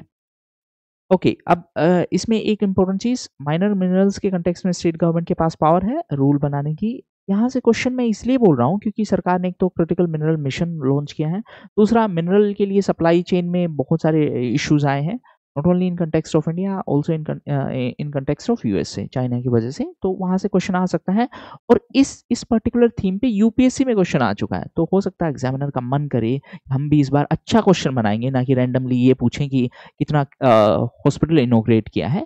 तो क्वेश्चन आ सकता है, ठीक है। एक और इम्पोर्टेंट चीज, जो इलीगल माइनिंग है उसके लिए भी, उसको रोकने के लिए भी स्टेट गवर्नमेंट है वो कानून बना सकती है। मिनरल्स की legal mining, again ultimately logically सोच के देखो कि वो डिपेंड करेगा स्टेट टू स्टेट सर्कमस्टांसेस में। तो स्टेट गवर्नमेंट के पास पावर होनी चाहिए to deal with these issues, otherwise हर बार दिल्ली से कानून कैसे बनेगा, क्योंकि हर एक स्टेट में सेम मिनरल्स तो है नहीं। तो दैट इज क्वाइट लॉजिकल, ठीक है। हाँ, अब उसके बाद में एक और चीज़ है, देखिए ये हम आई थिंक पहले भी डिस्कस कर चुके हैं, सेकेंड वाले पार्ट में डिस्कस कर चुके हैं। रिसोर्सेज हैं, हमने किसी एरिया से रिसोर्स एक्सट्रैक्ट कर लिए, बट फंडामेंटल प्रॉब्लम क्या है कि वहाँ के लोगों को तो कुछ बेनिफिट मिला नहीं। तो इसीलिए सरकार ने क्या कहा है कि क्यों ना हम इन लोगों के वेलफेयर के लिए कुछ इनिशिएटिव चलाएं। इसी के तहत एक स्कीम चलाई गई है, प्रधानमंत्री खनिज क्षेत्र कल्याण योजना, ठीक। यानी उन एरियाज का वेलफेयर करना है जहां से मिनरल हमने एक्सट्रैक्ट किए हैं। इसके लिए एक डीएमएफ सेटअप किया जाएगा। डीएमएफ क्या है, district mineral foundation, kind of trust है। इसमें पैसे आएंगे, इस पैसे को हम यूज करेंगे for the welfare of people, ठीक। Second, for the welfare of people, ठीक। पैसे कहाँ से आएंगे, रॉयल्टी से आएंगे। रॉयल्टी का मतलब क्या है, मान लेते हैं आपने माइनिंग की है तो आप सरकार को पैसा दोगे, उसका एक हिस्सा डीएमएफ में जाएगा। डीएमएफ में जो पैसा है उससे हम वहाँ के लोगों के वेलफेयर के लिए काम करेंगे, ठीक है। हाँ, स्कीम का नाम क्या है, प्रधानमंत्री खनिज क्षेत्र कल्याण योजना। 2015 में लॉन्च की गई थी अंडर एमएमडीआर एक्ट के थ्रू, मिनिस्ट्री ऑफ माइंस के अंडर में है। इसमें बेसिकली जिन एरियाज में हमने एक्सट्रैक्शन किया वहाँ पे डीएमएफ सेटअप करेंगे। ये नॉट फॉर प्रॉफिट ऑर्गेनाइजेशन है, मतलब इसका काम पैसे कमाना नहीं है। बेसिकली ये इसलिए सेटअप की गई है ताकि वहाँ पे वेलफेयर एक्टिविटीज के लिए काम कर सके। नेक्स्ट है प्रधानमंत्री धन धान्य कृषि योजना। ये इस वाले बजट में अनाउंस की गई है। अब देखो एक सिंपल सेंस में एग्रीकल्चर सेक्टर का हमारी इकोनॉमी में 16 से 17% का कंट्रीब्यूशन है, बट लगभग 45 to 50% जो पॉपुलेशन है वो एग्रीकल्चर पे डिपेंडेंट है। और एग्रीकल्चर ऑलमोस्ट स्टैग्नेंट है। ऑलमोस्ट स्टैग्नेंट का मतलब क्या है, मोर लेस उतना ही है, उसमें कुछ ज़्यादा ग्रोथ नहीं हो रही है ना। ओके, तो इसी के कंटेक्स्ट में सरकार ने कहा कि हमें उन एरियाज के लिए एक स्कीम अनाउंस करनी चाहिए जो एग्रीकल्चर के सेंस में बैकवर्ड है। अब ये बैकवर्डनेस कैसे पता करेंगे, बैकवर्डनेस पता करने के लिए 3 पैरामीटर्स सेटअप किए गए हैं, और इन्हीं पैरामीटर्स के बेसिस पे हमने 100 डिस्ट्रिक्ट को कवर करना है। पैरामीटर क्या क्या है, एक तो लो प्रोडक्टिविटी, प्रोडक्टिविटी का मतलब क्या है, पर यूनिट जो एरिया है उसमें कितना प्रोडक्शन हुआ है। दूसरा moderate crop intensity, crop intensity का मतलब एक साल में कितना फसल उगा रहे हैं। जैसे अगर मैं बिहार की बात करूं तो क्रॉपिंग इंटेंसिटी रफली 1.4 है, मतलब पूरी साल में 2 फसल भी नहीं उगाई जा रही सेम एरिया पे। क्यों है ऐसा, इरिगेशन फैसिलिटी नहीं है ज़्यादा, ठीक है। थर्ड है बिलो एवरेज क्रेडिट पैरामीटर। देखो अगर क्रेडिट अवेलेबिलिटी नहीं होगी तो फार्मर के पास टाइमली इक्विपमेंट खरीदने का पैसा नहीं होगा। दूसरी बात, अगर बैंक्स उसको क्रेडिट नहीं देंगे तो सीधी सी बात है फार्मर है उनको इनफॉर्मल मनी लेंडर्स से पैसा लेना पड़ेगा, जिसको बेसिकली साहूकार बोलते हैं। प्रॉब्लम क्या है, उनका इंटरेस्ट रेट हाई होता है, तो इसीलिए फार्मर एक डेट ट्रैप में फंस जाते हैं, कर्जे के जाल में फंस जाते हैं। पुराना कर्जा चुकाने के लिए नया कर्जा लेना पड़ता है, और over a period of time कुछ इंस्टांसेस में इसी की वजह से फार्मर्स सुसाइड भी कमिट करते हैं, ठीक है। तो ये पूरा इश्यू है, इसके लिए बहुत इंपॉर्टेंट एस्पेक्ट है। तो इन एरियाज को हम कवर करेंगे, वहां पे हम प्रोडक्टिविटी को इंक्रीज करेंगे। ठीक है, एक ऐसा ही स्कीम सरकार का है बैकवर्ड डिस्ट्रिक्ट के लिए एस्पिरेशनल डिस्ट्रिक्ट प्रोग्राम, जो कि नीति आयोग का एक इनिशिएटिव है। मतलब हम बैकवर्ड एरियाज में बेसिक इंफ्रास्ट्रक्चर है उसको डेवलप कर रहे हैं। ठीक, हाँ, जो कि 2018 में चालू की गई थी। नीति आयोग का एक इनिशिएटिव है और यहाँ पे बेसिकली इसमें 3C का कॉन्सेप्ट है। 3C क्या है? कन्वर्जेंस, मतलब कुछ स्टेट गवर्नमेंट की स्कीम है, कुछ सेंट्रल गवर्नमेंट की स्कीम है। जब हम इम्प्लीमेंट करेंगे तो हम उन सब को एक साथ कन्वर्ज करके इम्प्लीमेंट करेंगे, ताकि अल्टीमेट जो बेनिफिशियरी है उसको मैक्सिमम बेनिफिट मिल सके। दूसरा कोलैबोरेशन, अब जितने ऑफिस हैं सेंट्रल गवर्नमेंट, स्टेट गवर्नमेंट के, ये आपस में कोऑर्डिनेट करेंगे। और तीसरा है कंपटीशन। कंपटीशन मतलब मोस्ट बैकवर्ड वाले में हमने एक रैंकिंग जारी कर दी कि इसमें से किसका परफॉर्मेंस सबसे अच्छा है। अब उनका परफॉर्मेंस इंप्रूव हुआ है तो कुछ ना कुछ तो उन्होंने चेंज किया होगा। इन्हीं बेस्ट प्रैक्टिसेस को हम शेयर करेंगे। लेट्स से एक एक छोटा सा एग्जांपल बताता हूँ। लेट्स से किसी एक पर्टिकुलर डिस्ट्रिक्ट में टॉयलेट फैसिलिटीज नहीं थी। धीरे धीरे वहाँ पे सैनिटेशन के लिए अवेयरनेस फैलाई गई, टॉयलेट्स कंस्ट्रक्ट किए गए, फंक्शनल टॉयलेट्स बनाए गए। मतलब सिर्फ कंस्ट्रक्शन पार्ट नहीं है, उसका क्लीनिंग, उसका वाटर अवेलेबिलिटी, वो सारी चीज़ें। अब अगर ये मॉडल सक्सेसफुली इंप्लीमेंट होता है तो हम बाकी डिस्ट्रिक्ट में भी सेम चीज़ अप्लाई करेंगे, तो इससे होगा क्या, एक सेंस ऑफ कंपटीशन बनेगी, जिसको हम यूजुअली बोलते भी हैं कॉम्पिटिटिव फेडरलिज्म। अगर एक स्टेट में इन्वेस्टमेंट आ रहा है तो वो सेम मॉडल है बाकी स्टेट को भी इम्प्लीमेंट करना चाहिए ना। जैसे फॉर एग्जांपल हम बात करते हैं कि एफडीआई है, वो स्टेट्स लाइक महाराष्ट्र, गुजरात, कर्नाटका, इसमें ज़्यादा है। स्टेट्स लाइक बिहार में बहुत कम है। क्यों है ऐसा? एक कॉमन सा कारण ये है कि एक तो इंफ्रास्ट्रक्चर नहीं है उतना अच्छा, कनेक्टिविटी नहीं है उतनी अच्छी, दूसरा बिजनेस एनवायरनमेंट नहीं है अच्छा। तो हम क्यों ना उन स्टेट से सीखें, ये एक बेसिक कॉन्सेप्ट है। इसको हम बोलते हैं कॉम्पिटिटिव फेडरलिज्म। नेक्स्ट है कॉटन मिशन। अब देखो, ये सरकार है टेक्सटाइल सेक्टर को प्रमोट करना चाह रही है। क्यों? क्योंकि ये लेबर इंटेंसिव है। लेबर इंटेंसिव मतलब बहुत सारे एम्प्लॉयमेंट जनरेट करेगी। टेक्सटाइल सेक्टर के लिए हमें पहले कॉटन सेक्टर को इम्प्रूव करना पड़ेगा। क्यों? क्योंकि रॉ मटेरियल यहीं से जाना है। इसी के लिए सरकार ने कॉटन प्रोडक्टिविटी के लिए मिशन अनाउंस किया है। इसी वाले बजट में इसको अनाउंस किया गया है, एक्स्ट्रा लॉन्ग स्टेपल कॉटन की वेराइटीज। ठीक है, अब ये मिनिस्ट्री ऑफ टेक्सटाइल है, इसको इम्प्लीमेंट करेगी। टेक्सटाइल क्यों, एग्रीकल्चर क्यों नहीं? अभी थोड़ी देर पहले हमने बात की कि टेक्सटाइल के पर्सपेक्टिव से ही हमने इसको लॉन्च किया है। अब यहाँ पे टेक्सटाइल के कंटेक्स्ट में एक 5F विजन है। 5F विजन क्या है? फार्म टू फाइबर, खेती की, कॉटन की, फाइबर बना, उसको फैक्ट्री में लेके गए, शर्ट बनाया यानी फैशन के हिसाब से, और फिर उसको एक्सपोर्ट किया फॉरेन। ठीक है, नेक्स्ट है राइस की जीनोम एडिटेड वेराइटीज लॉन्च की हैं। दो इंपॉर्टेंट चीज़, एक्चुअली तीन इंपॉर्टेंट चीज़। पहली बात, जीनोम एडिटिंग के लिए एक टूल है जिसको हम बोलते हैं CRISPR-Cas9। फुल फॉर्म मत याद रखना चाहिए, बहुत लंबी है, मतलब इतना तो नेशनल हाईवे होता है। लेकिन यूपीएससी में 2 या 3 बार इसके बारे में क्वेश्चन आ चुका है, तो सिर्फ इतना ध्यान रखो, इससे प्रिसाइजली हम क्या कर सकते हैं, अपना जो डीएनए मटेरियल है उसको एडिट कर सकते हैं। ठीक, प्रिसाइज से याद आया, हमने ऑपरेशन सिंदूर के थ्रू प्रिसिजन वहां पे टारगेट को हिट किया था। ठीक है, प्रिसाइज का मतलब जहां आपको चाहिए वहीं पे एक्टली। अब ये खास क्यों है? क्योंकि इसमें हमने 2 जीनोम एडिटेड राइस वेराइटीज है उसको इंट्रोड्यूस किया है, और इनका नाम क्या है? DRR rice 100 and Pusa DST rice 1। नाम ध्यान में रख लेना, एग्जामिनर फैक्चुअल क्वेश्चन पूछ सकता है। इसको हम जीनोम एडिटेड बोल रहे हैं, जीएम नहीं बोल रहे हैं। जीएम क्या है? गुड मॉर्निंग वाला नहीं, जेनेटिकली मॉडिफाइड। जेनेटिकली मॉडिफाइड मतलब हम कुछ ऐसा कैरेक्टर इंट्रोड्यूस करना चाह रहे हैं जो उसमें नेचुरली नहीं है, उसमें हम फॉरेन डीएनए इंट्रोड्यूस करके वो कैरेक्टर इंट्रोड्यूस करना चाह रहे हैं। लेट्स से कोई पर्सन बिल्कुल भी डिसिप्लिन नहीं है, हम किसी दूसरे का डिसिप्लिन लेके आ रहे हैं, मतलब ऐसे काम नहीं करता, आपको सिर्फ समझाने के लिए। ठीक है, तो इसको हम जीएम नहीं बोल रहे हैं क्योंकि हमने कोई फॉरेन डीएनए नहीं इंट्रोड्यूस किया, हमने सिर्फ एक काम किया है, इसके एग्जिस्टिंग डीएनए को मॉडिफाई किया है, बस इतना ध्यान में रख लेना। इसीलिए हम बोल रहे हैं 2 जीनोम एडिटेड राइस वेराइटीज जो डेवलप की गई हैं।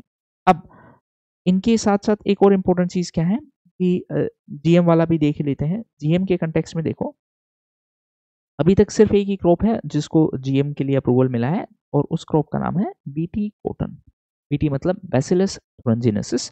ये एक सोयल बैक्टीरिया है, मिट्टी से एक बैक्टीरिया लिया। देखो थोड़ा सा सिंप्लीफाई करके बता देता हूँ। कॉटन प्लांट है, इसकी लीव्स है, इसको एक इंसेक्ट खत्म कर देता था, डिस्ट्रॉय कर देता था। हम क्या किए हैं, सोयल बैक्टीरिया से एक जीन लिए हैं और इस कॉटन के सीड के अंदर इसको इंट्रोड्यूस किया है। Again over simplification. अब ये क्या करेगा, ये इस इंसेक्ट को ही खत्म कर देगा।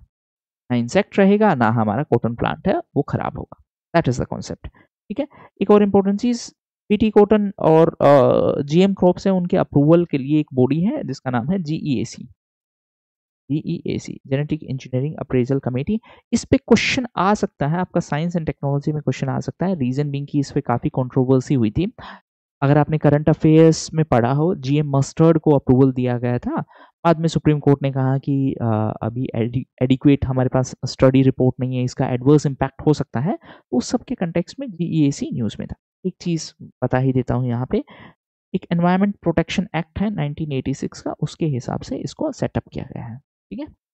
अगर आप जिंदगी में पहली बार करंट अफेयर्स पढ़ रहे हो तो आपको बहुत ज़्यादा एक्सेसिव इन्फॉर्मेशन लगेगी, बट इतना आपको जानना जरूरी है, आप स्टेट की टॉप मोस्ट पोजीशन के लिए फाइट कर रहे हो। ठीक है।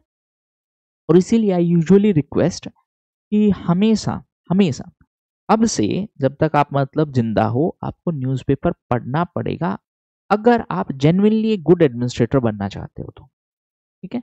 वो आपको करना पड़ेगा। ऐसा नहीं है कि सिलेक्शन के बाद में आपका न्यूज़पेपर से ब्रेकअप हो जाएगा। इनफैक्ट तब आपको 2 न्यूज़पेपर कम से कम पढ़ने पड़ेंगे। तो रीडिंग है उसका हैबिट डालिए। It is going to be very much interesting अगर आप डेली उसको पढ़ेंगे तो। ठीक है। चलिए, हाँ, नेक्स्ट है urban challenge fund. Urban challenge fund का देखो एक सिंपल सा कॉन्सेप्ट समझाता हूँ। लेट्स से मैं बोल रहा हूँ कि आप डेली न्यूज़पेपर पढ़ेंगे तो मैं आपको लेट्स से चॉकलेट दूंगा, और ऐसे एक काइंड ऑफ कंपटीशन स्टार्ट कर दिया कि जो ज़्यादा न्यूज़पेपर पढ़ेगा उसको ज़्यादा चॉकलेट मिलेंगे। सिंपल सी सेंस है। उसी तरीके से सरकार क्या बोल रही है कि अगर आप अपना अर्बन इंफ्रास्ट्रक्चर बेहतर करोगे, आपको पैसे हम देंगे। यहाँ पे जो पैसे मिलेंगे वो परफॉर्मेंस के बेसिस पे मिलेंगे। इसी को नाम दिया है अर्बन चैलेंज फंड। ये वाला भी 25-26 के बजट में अनाउंस किया गया था सस्टेनेबल अर्बनाइजेशन के लिए। अर्बनाइजेशन का मतलब क्या है, रूरल से अर्बन एरिया में जा रहे हैं। तो यहाँ पे एक बार अर्बनाइजेशन का लेवल भी देख लेना। बिहार के केस में 2011 के सेंसस के हिसाब से 11% पॉपुलेशन अर्बनाइज थी और नेशनल लेवल पे 31%। ठीक। अर्बन प्लानिंग वो एक स्टेट सब्जेक्ट है 12th schedule of Indian constitution के। नेक्स्ट है रीस्ट्रक्चर्ड स्किल इंडिया प्रोग्राम। देखो रीस्ट्रक्चर का मतलब उसमें कुछ चेंजेस किए हैं। स्किल इंडिया का मतलब क्या है, हमें जो हमारी पॉपुलेशन है उसको स्किल देना है। ठीक है। अब इसको 2026 तक एक्सटेंड कर दिया है। बजट में 8800 करोड़ रुपए इसके लिए अप्रूव किए गए हैं। इसके अंडर में बहुत सारे इनिशिएटिव हैं। पहला जो इनिशिएटिव है प्रधानमंत्री कौशल विकास योजना, एक इनिशिएटिव। दूसरा जन शिक्षण संस्थान स्कीम, और थर्ड है नेशनल अप्रेंटिसशिप प्रमोशन स्कीम। थोड़ा सा सिंप्लीफाई करके बता रहा हूँ। देखो ये है ट्रेनिंग टाइप के लिए, इसी के अंडर में ट्रेनिंग नहीं, एक्चुअली इसको थोड़ा सा और अलग तरीके से बताता हूँ। ये है नॉर्मल स्किल डेवलपमेंट के लिए। लॉन्ग टर्म स्किल डेवलपमेंट के लिए हमारे पास है आईटीआई। ओके, आप लोगों को दिख नहीं रहा होगा, हाँ आईटीआई है। ठीक। जन शिक्षण संस्थान है वो बेसिकली, आगे मैंने कहीं पे लिखा भी होगा, एक सेकेंड तो दोबारा लिखना पड़ेगा। हाँ, जन शिक्षण संस्थान है वो कम्युनिटी बेस्ड स्किलिंग है। यानी जो लोग जिन्होंने स्कूलिंग ढंग से नहीं किया है, स्कूल छोड़ना पड़ा किसी वजह से, उन सब के लिए, या फिर जिन्होंने ढंग से कभी पढ़ाई नहीं की, उन सब के लिए जन शिक्षण संस्थान है। उसके अलावा जो लॉन्ग टर्म स्किलिंग है उसके लिए हमारे पास आईटीआई है। जो शॉर्ट टर्म स्किलिंग है उसके लिए हमारे पास प्रधानमंत्री कौशल विकास योजना। इसमें एक टर्म है RPL, recognition of prior learning. UPSC में इसका 2017 में एक क्वेश्चन आ चुका है। देखो मैं बार बार ये क्यों बोल रहा हूँ आपको, इससे आपको पता चलेगा कि जो कमीशन है, चाहे वो स्टेट पीसीएस हो चाहे वो यूपीएससी हो, किस टाइप के क्वेश्चन पूछता है। अगर आपको ये आइडिया होगा तो नेक्स्ट टाइम आप कुछ भी पढ़ेंगे आपके दिमाग में ये चीज़ क्लियर होना चाहिए कि हाँ किस टाइप के क्वेश्चन पूछे जा सकते हैं। अब यहाँ पे एक एक टर्म है RPL, recognition of prior learning. थोड़ा सिंप्लीफाई करके बताता हूँ। लेट्स से मेरे को गाड़ी ठीक करना आता है, बट मेरे पास कोई रेगुलर डिप्लोमा या कुछ ऐसा डॉक्यूमेंट नहीं है। सरकार क्या बोल रही है, ठीक है आपको कुछ स्किल आती है, हम उसको रिकॉग्नाइज कर रहे हैं, हम उसके लिए एक सर्टिफिकेट आपको इश्यू करेंगे। That is the concept of RPL. ठीक है। हाँ, ये हो गया। अच्छा, एक अप्रेंटिसशिप का बेसिक मतलब क्या है कि लेट्स से आपने अभी ग्रेजुएशन किया है, तो आप किसी पर्टिकुलर कंपनी में जाएँगे, वहाँ से नई चीज़ें सीखेंगे। आपको पता चलेगा कि क्या रिक्वायरमेंट है इंडस्ट्री की, क्या नहीं है। इस चीज़ को हमने नाम दिया है अप्रेंटिसशिप, ठीक है? हाँ, नेक्स्ट है ग्रॉस डोमेस्टिक नॉलेज प्रोडक्ट। अब देखो, जीडीपी में हम यूजुअली मेज़र करते हैं कि क्या गुड्स बनाएँ, क्या सर्विसेज़ बनाएँ, बट हम नॉलेज की तो बात ही नहीं करते हैं। तो उसके लिए हमें जीडीपी जब हम कैलकुलेट करते हैं, तो नॉलेज कंपोनेंट है, उसका भी वेटेज हमें कंसिडर करना चाहिए। उसी का एक कॉन्सेप्ट है। प्रॉब्लम क्या है, क्यों नहीं कर रहे हैं? क्योंकि नॉलेज है, उसका वैल्यू सब्जेक्टिव है, ठीक है? तो इसीलिए हम उसको यूज़ नहीं कर रहे। जैसे फॉर एग्ज़ाम्पल एक सिंपल सेंस में हमें ये देखना चाहिए कि हमने कितने पेटेंट फाइल किए हैं 1 साल में। इन सब फैक्टर्स को ध्यान में रखना चाहिए। उसके कॉन्टेक्स्ट में ये कॉन्सेप्ट है, ठीक है?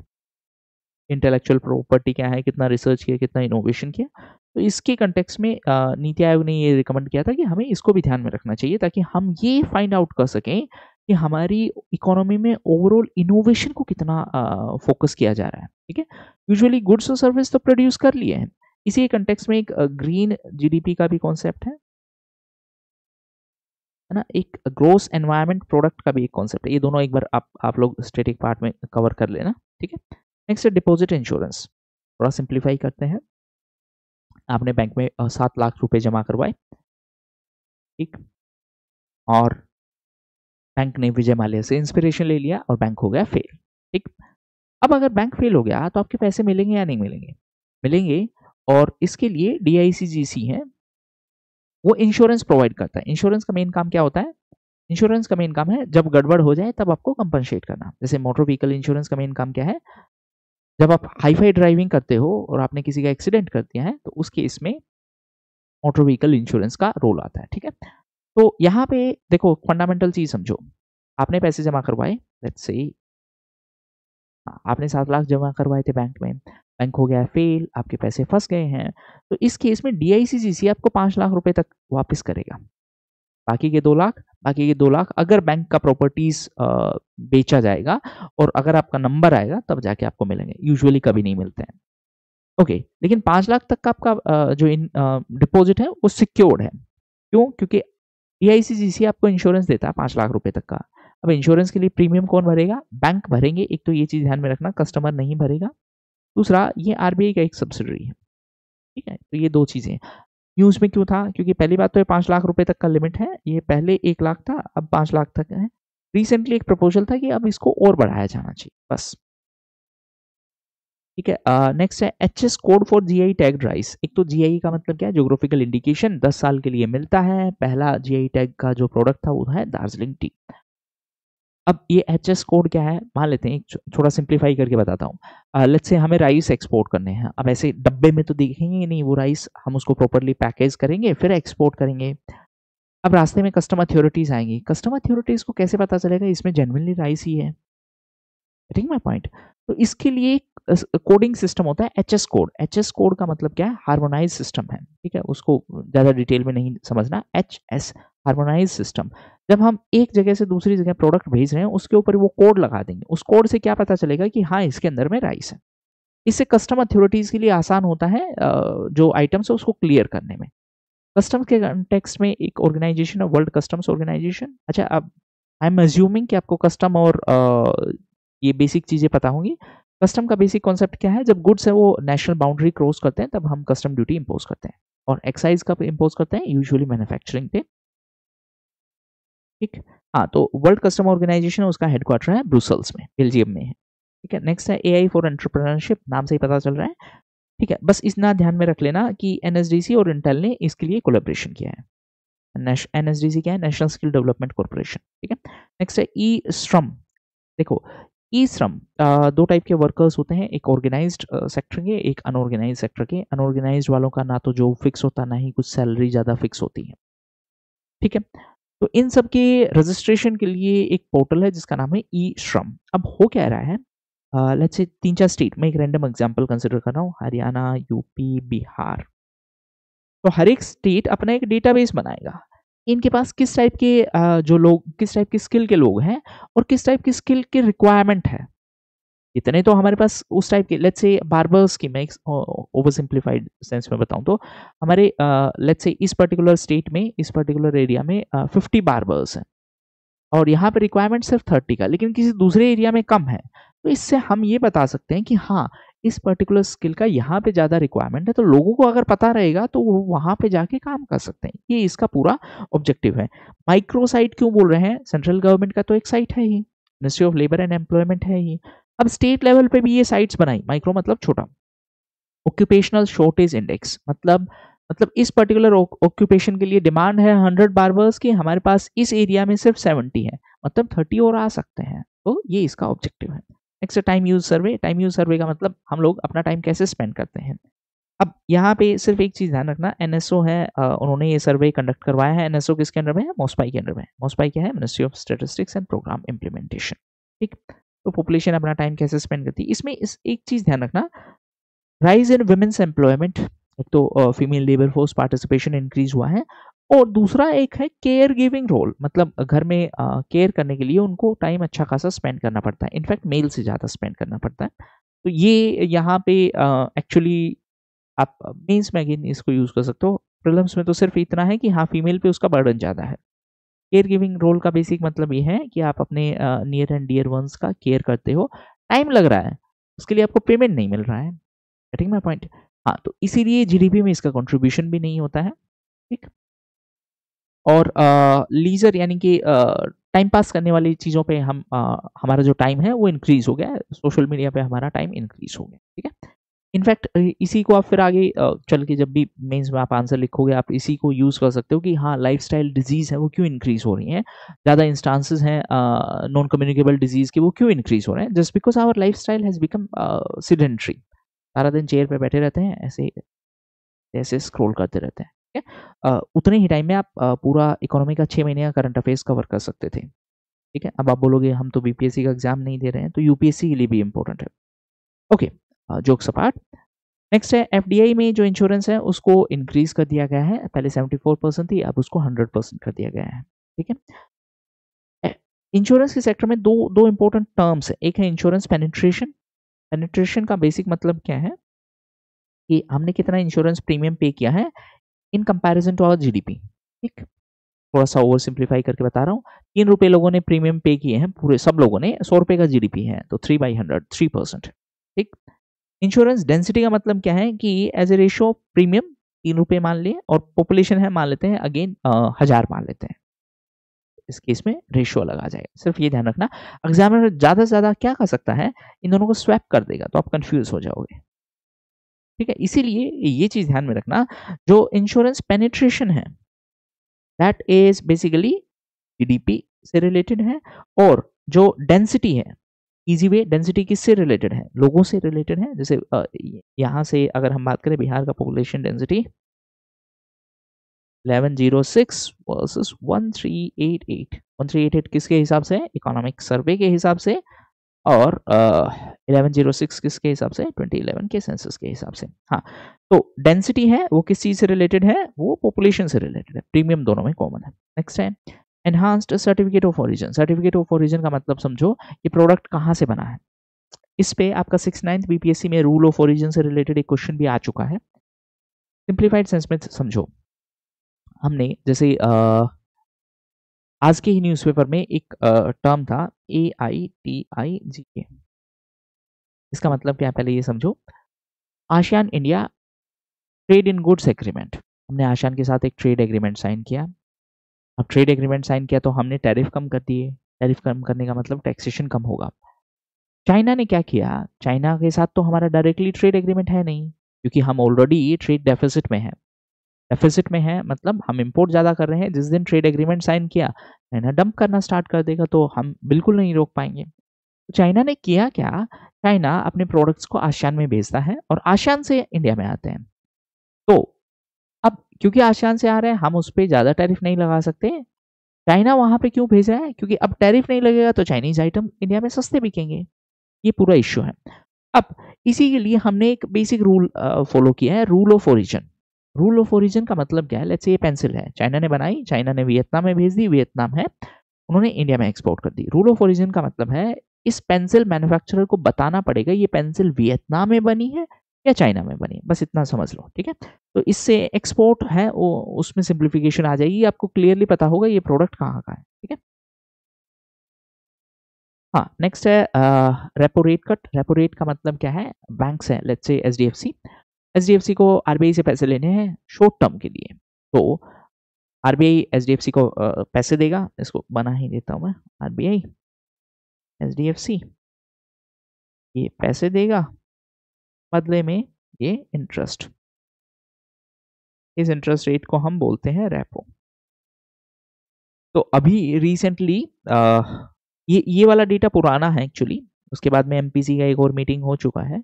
एमपीसी क्या है, मॉनेटरी पॉलिसी कमेटी, कौन हेड करता है, आरबीआई गवर्नर हेड करते हैं। किसने रिकमेंडेशन दिया था, उर्जित पटेल कमेटी ने रिकमेंडेशन दिया था, ठीक है। मेन काम क्या है, इन्फ्लेशन को कंट्रोल करना, एक रेंज में रखना, क्या रेंज है 4+-2%। कौन फिक्स करता है ये रेंज, सरकार फिक्स करती है। कौन इसको मॉनिटर करेगा, एमपीसी। एमपीसी किस एक्ट के हिसाब से सेटअप की गई है, तो आरबीआई एक्ट 1934 के हिसाब से सेटअप की गई, ठीक। हाँ, अब 6 अगस्त को ही मीटिंग हुआ था, मतलब टेक्निकली एग्जाम से पहले ये अपना लास्ट मीटिंग है, ठीक।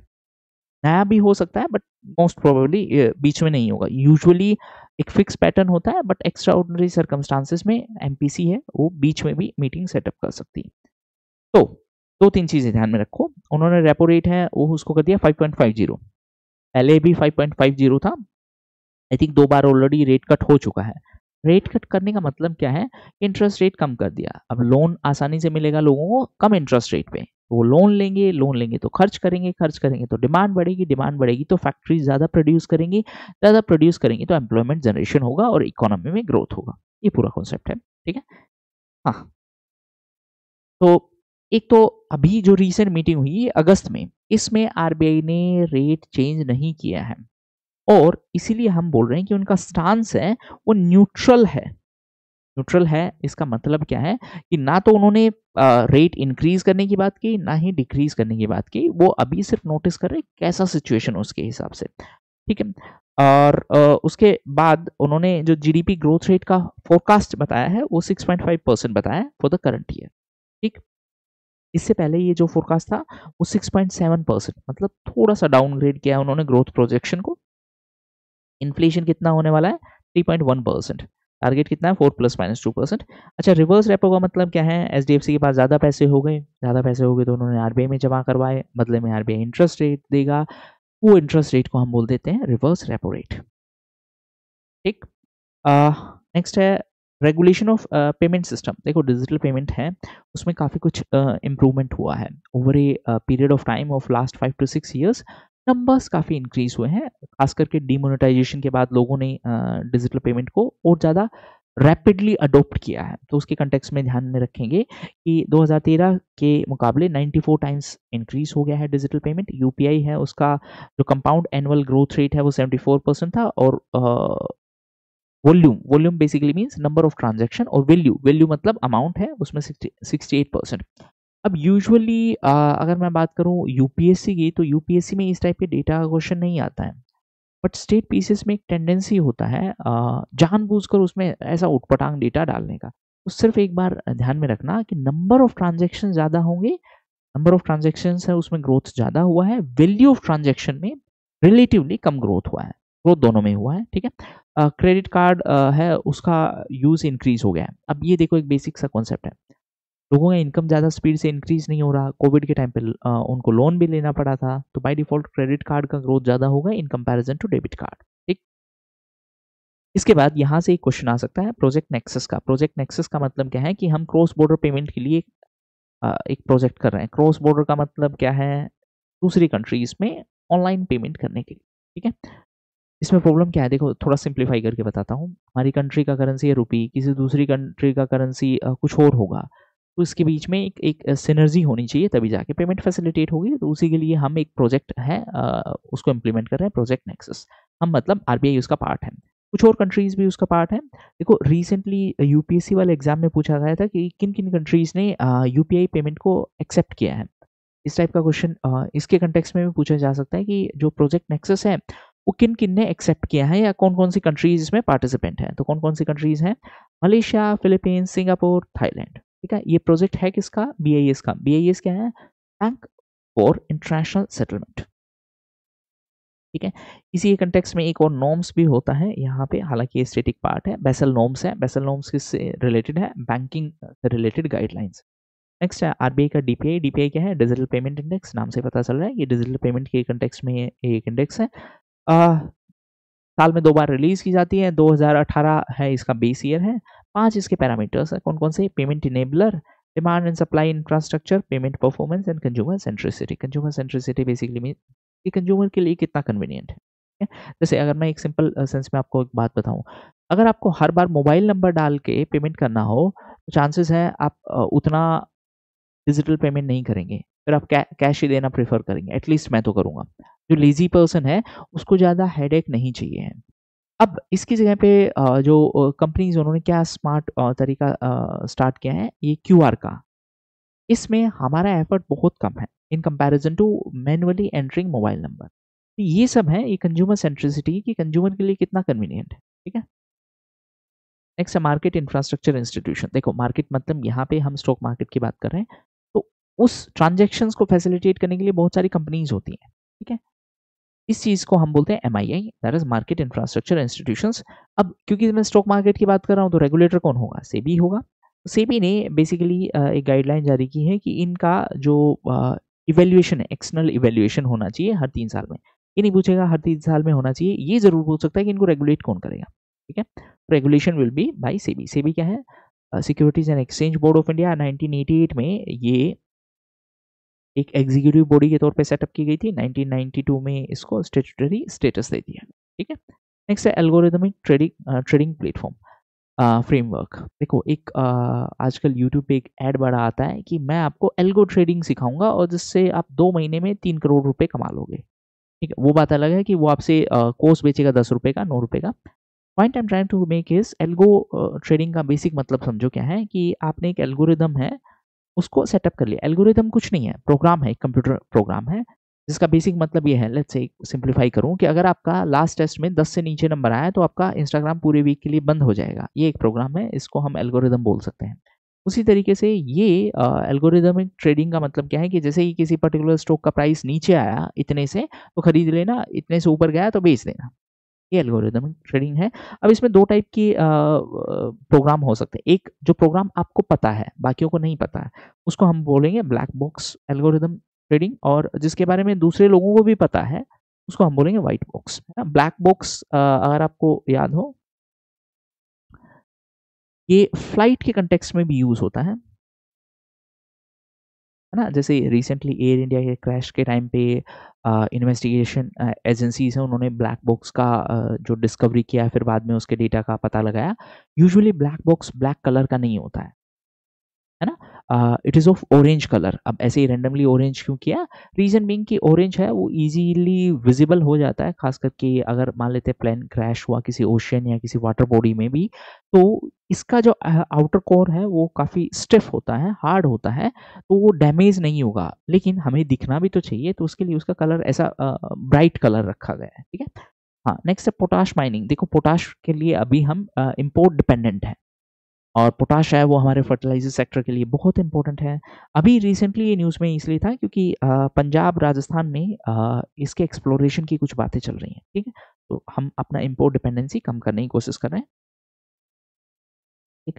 नेक्स्ट है इलेक्ट्रॉनिक्स मैन्युफैक्चरिंग। देखो इलेक्ट्रॉनिक्स मैन्युफैक्चरिंग की बात करें तो हम हेविली चाइना पे डिपेंडेंट थे। सरकार ने कुछ इनिशिएटिव निकाले, जैसे फॉर एग्जांपल PLI। PLI पे आपका 69th में क्वेश्चन भी आ चुका है। हाँ, प्रोडक्शन लिंक्ड इंसेंटिव। तो सरकार ने कुछ स्कीम निकाली, उस स्कीम की वजह से हुआ क्या, कुछ सेक्टर्स में बड़ा अच्छा बेनिफिट हुआ, जैसे मोबाइल मैन्युफैक्चरिंग है। तो अब उसी सब स्कीम की वजह से क्या है, India second largest mobile maker बन गया है आफ्टर चाइना। ठीक है। और 99% जो मोबाइल हमारे देश में बेचे जाते हैं वो डोमेस्टिकली प्रोड्यूस्ड। ठीक।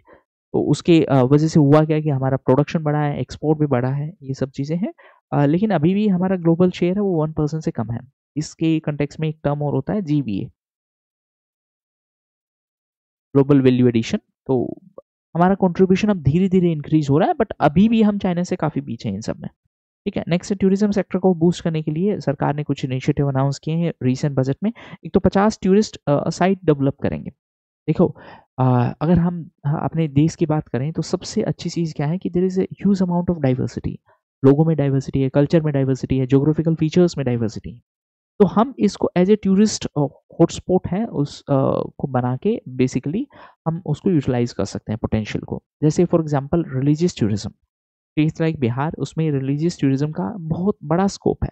प्रॉब्लम क्या है? प्रॉब्लम है कि हमने अभी तक उसको टैप नहीं किया है। टैप नहीं किया है का मतलब उस पोटेंशियल को यूटिलाइज नहीं किया है। तो सरकार ने इसी के कंटेक्स्ट में बेसिकली ये अनाउंस किया है कि हम उन टूरिस्ट सेक्टर्स को, उन टूरिस्ट जोन को डेवलप करेंगे। ठीक है, तो लोन भी देंगे, मुद्रा लोन देंगे। मुद्रा लोन का मतलब क्या है? Micro unit development and refinance agency, छोटी यूनिट्स है उनको लोन देने का काम है। 3 टाइप के लोन होते हैं, शिशु, किशोर, तरुण, और एक इसमें तरुण प्लस भी है। शिशु का मतलब क्या है? 50,000 से कम लोन, किशोर में 50 से 5 लाख रुपए तक का लोन, 50,000 से 5 लाख, और तरुण में 5 लाख से 10 लाख रुपए तक का लोन।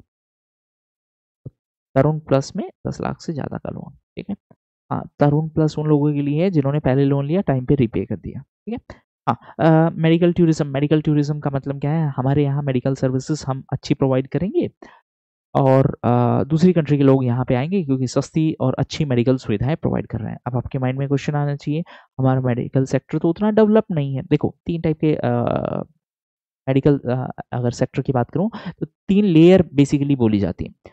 प्राइमरी मतलब छोटी मोटी डिजीज के लिए, सेकेंडरी और टर्सरी। टर्सरी मतलब एडवांस लेवल। टर्सरी सेक्टर में इंडिया काफ़ी आगे है in comparison to various other countries. तो दूसरी कंट्री से लोग आते हैं। प्राइमरी और सेकेंडरी की बात नहीं है यहाँ पे, टर्सरी स्पेशलाइज्ड ट्रीटमेंट के लिए। ठीक है, वो अच्छा खासा है। प्रॉब्लम क्या है? प्रॉब्लम है कि प्राइमरी और सेकेंडरी एक तो अंडर डेवलप्ड है। अंडर डेवलप्ड का मतलब हमारे पास ना तो उतना अच्छा इंफ्रास्ट्रक्चर है, दूसरा अंडर स्टाफ्ड है। उतने डॉक्टर नहीं, उतने नर्सेज नहीं, उतने एएनएम जीएनएम, वो सारी चीज़ें नहीं है। ठीक है, ये बेसिक इश्यूज हैं जो आपको पता होने चाहिए। उसके बाद बजट में ये अनाउंस किया गया है कि हम हमारी जो हेरिटेज है उसको हम डिजिटाइज करेंगे और उसका नाम दिया गया है ज्ञान भारतम मिशन। ठीक है, नेक्स्ट है रुटगे स्मार्ट विलेज सेंटर। नाम से पता चल रहा है स्मार्ट विलेज मतलब हम टेक्नोलॉजी के थ्रू विलेज की जो प्रॉब्लम्स है उसको दूर करने की कोशिश कर रहे हैं। तो रिसेंटली ये अनाउंस किया गया था हरियाणा में एक विलेज में, है ना, मांडोडा में। ओके, यहाँ पे एक चीज ध्यान में रखेंगे, ये इनिशिएटिव किसका है? सो ये इनिशिएटिव है आरएसवीसी का। आरएसवीसी क्या है? Rural technology action group smart village centre. Rural smart village centre, इतना ध्यान में रखो। ये किसका है? ये अंडर पीएसए। पीएसए क्या है? Principal scientific adviser to prime minister.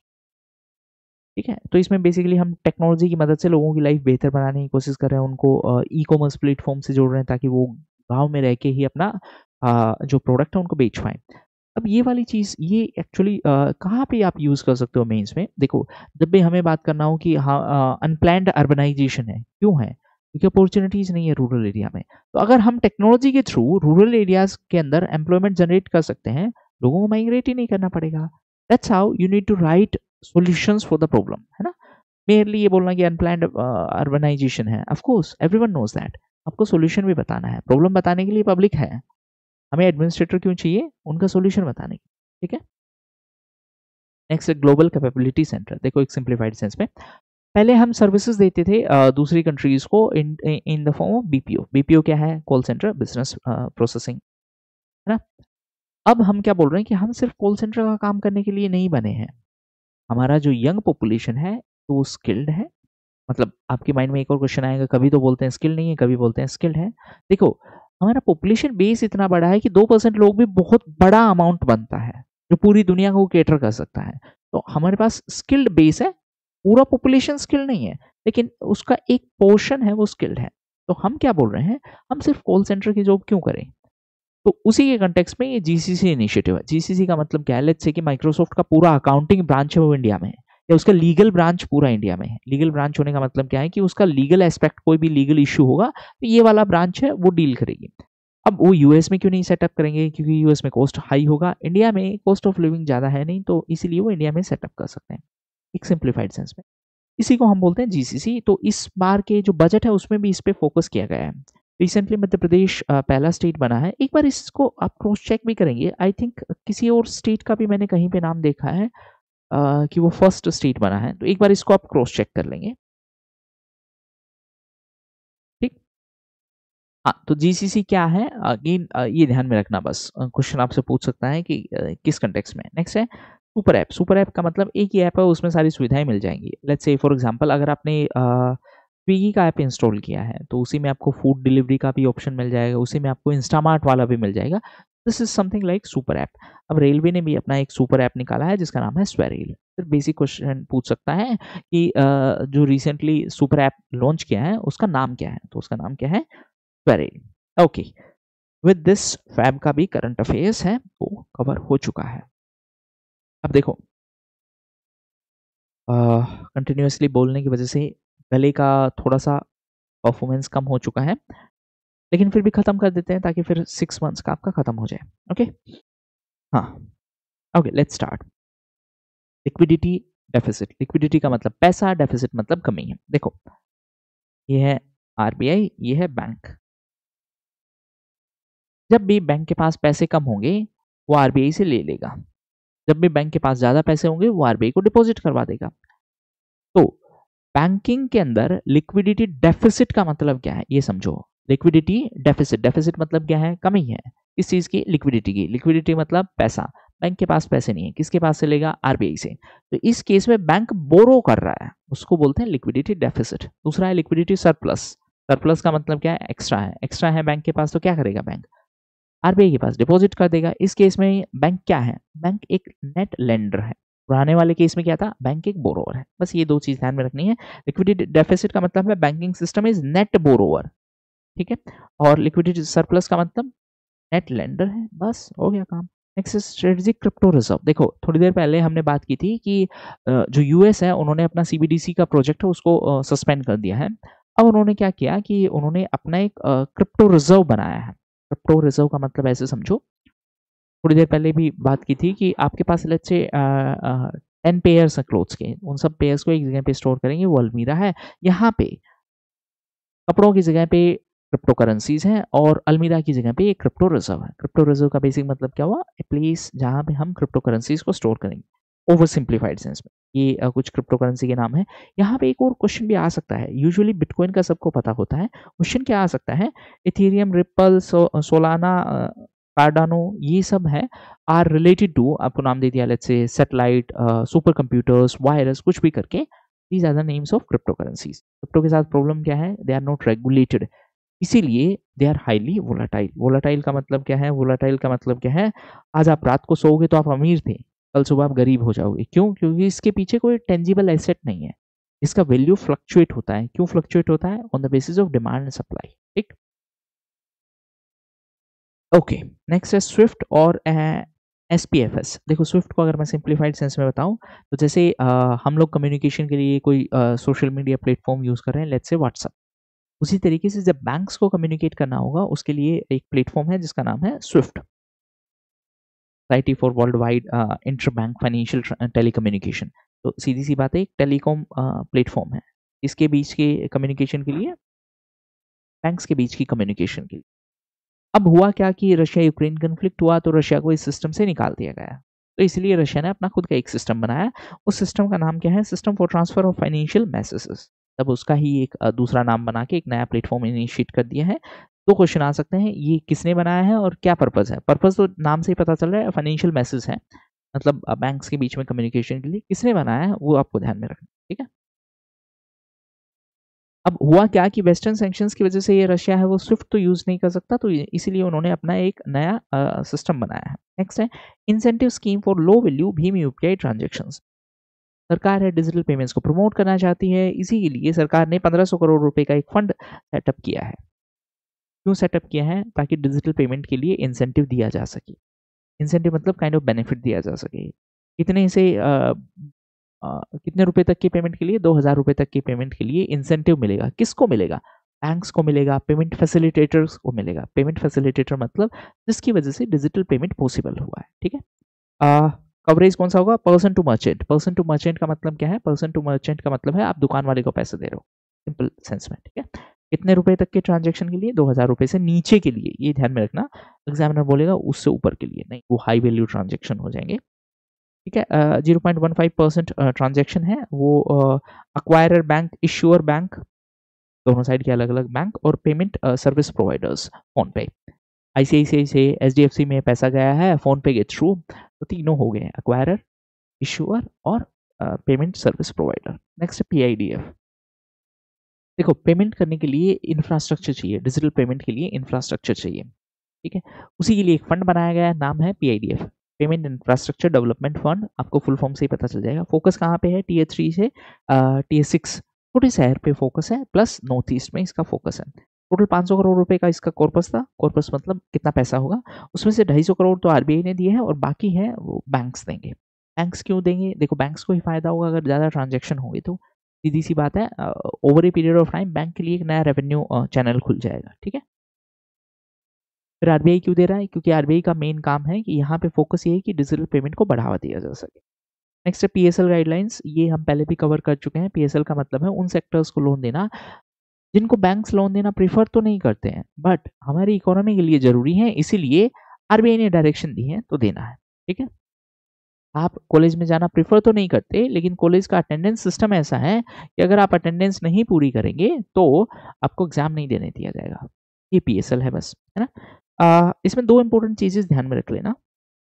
एक तो स्मॉल फाइनेंस बैंक्स हैं, उसके लिए पहले PSL रिक्वायरमेंट था 75%। मतलब अगर 100 रुपये लोन दे रहे हैं, ओवर सिंप्लीफाइड सेंस में। देखो, इस वीडियो में जितनी बार भी मैंने ऐसे रैंडम एग्जाम्पल दिया है ना, वो ओवर सिंप्लीफाइड सेंस में, उसको टेक्निकली नहीं लेंगे। रीजन बीइंग कि टेक्निकली आप समझ नहीं पाओगे। मेरा ऑब्जेक्टिव आपको समझाना है, रटवाना नहीं, ठीक है। तो 75% मतलब 100 रुपये लोन दिए तो 75 रुपये है वो इन प्रायोरिटी सेक्टर्स को देना है। कौन कौन से प्रायोरिटी सेक्टर्स हैं, इस पर भी क्वेश्चन पहले आ चुका है, तो एक बार देख लेना, है ना। लगभग 8 कैटेगरीज हैं।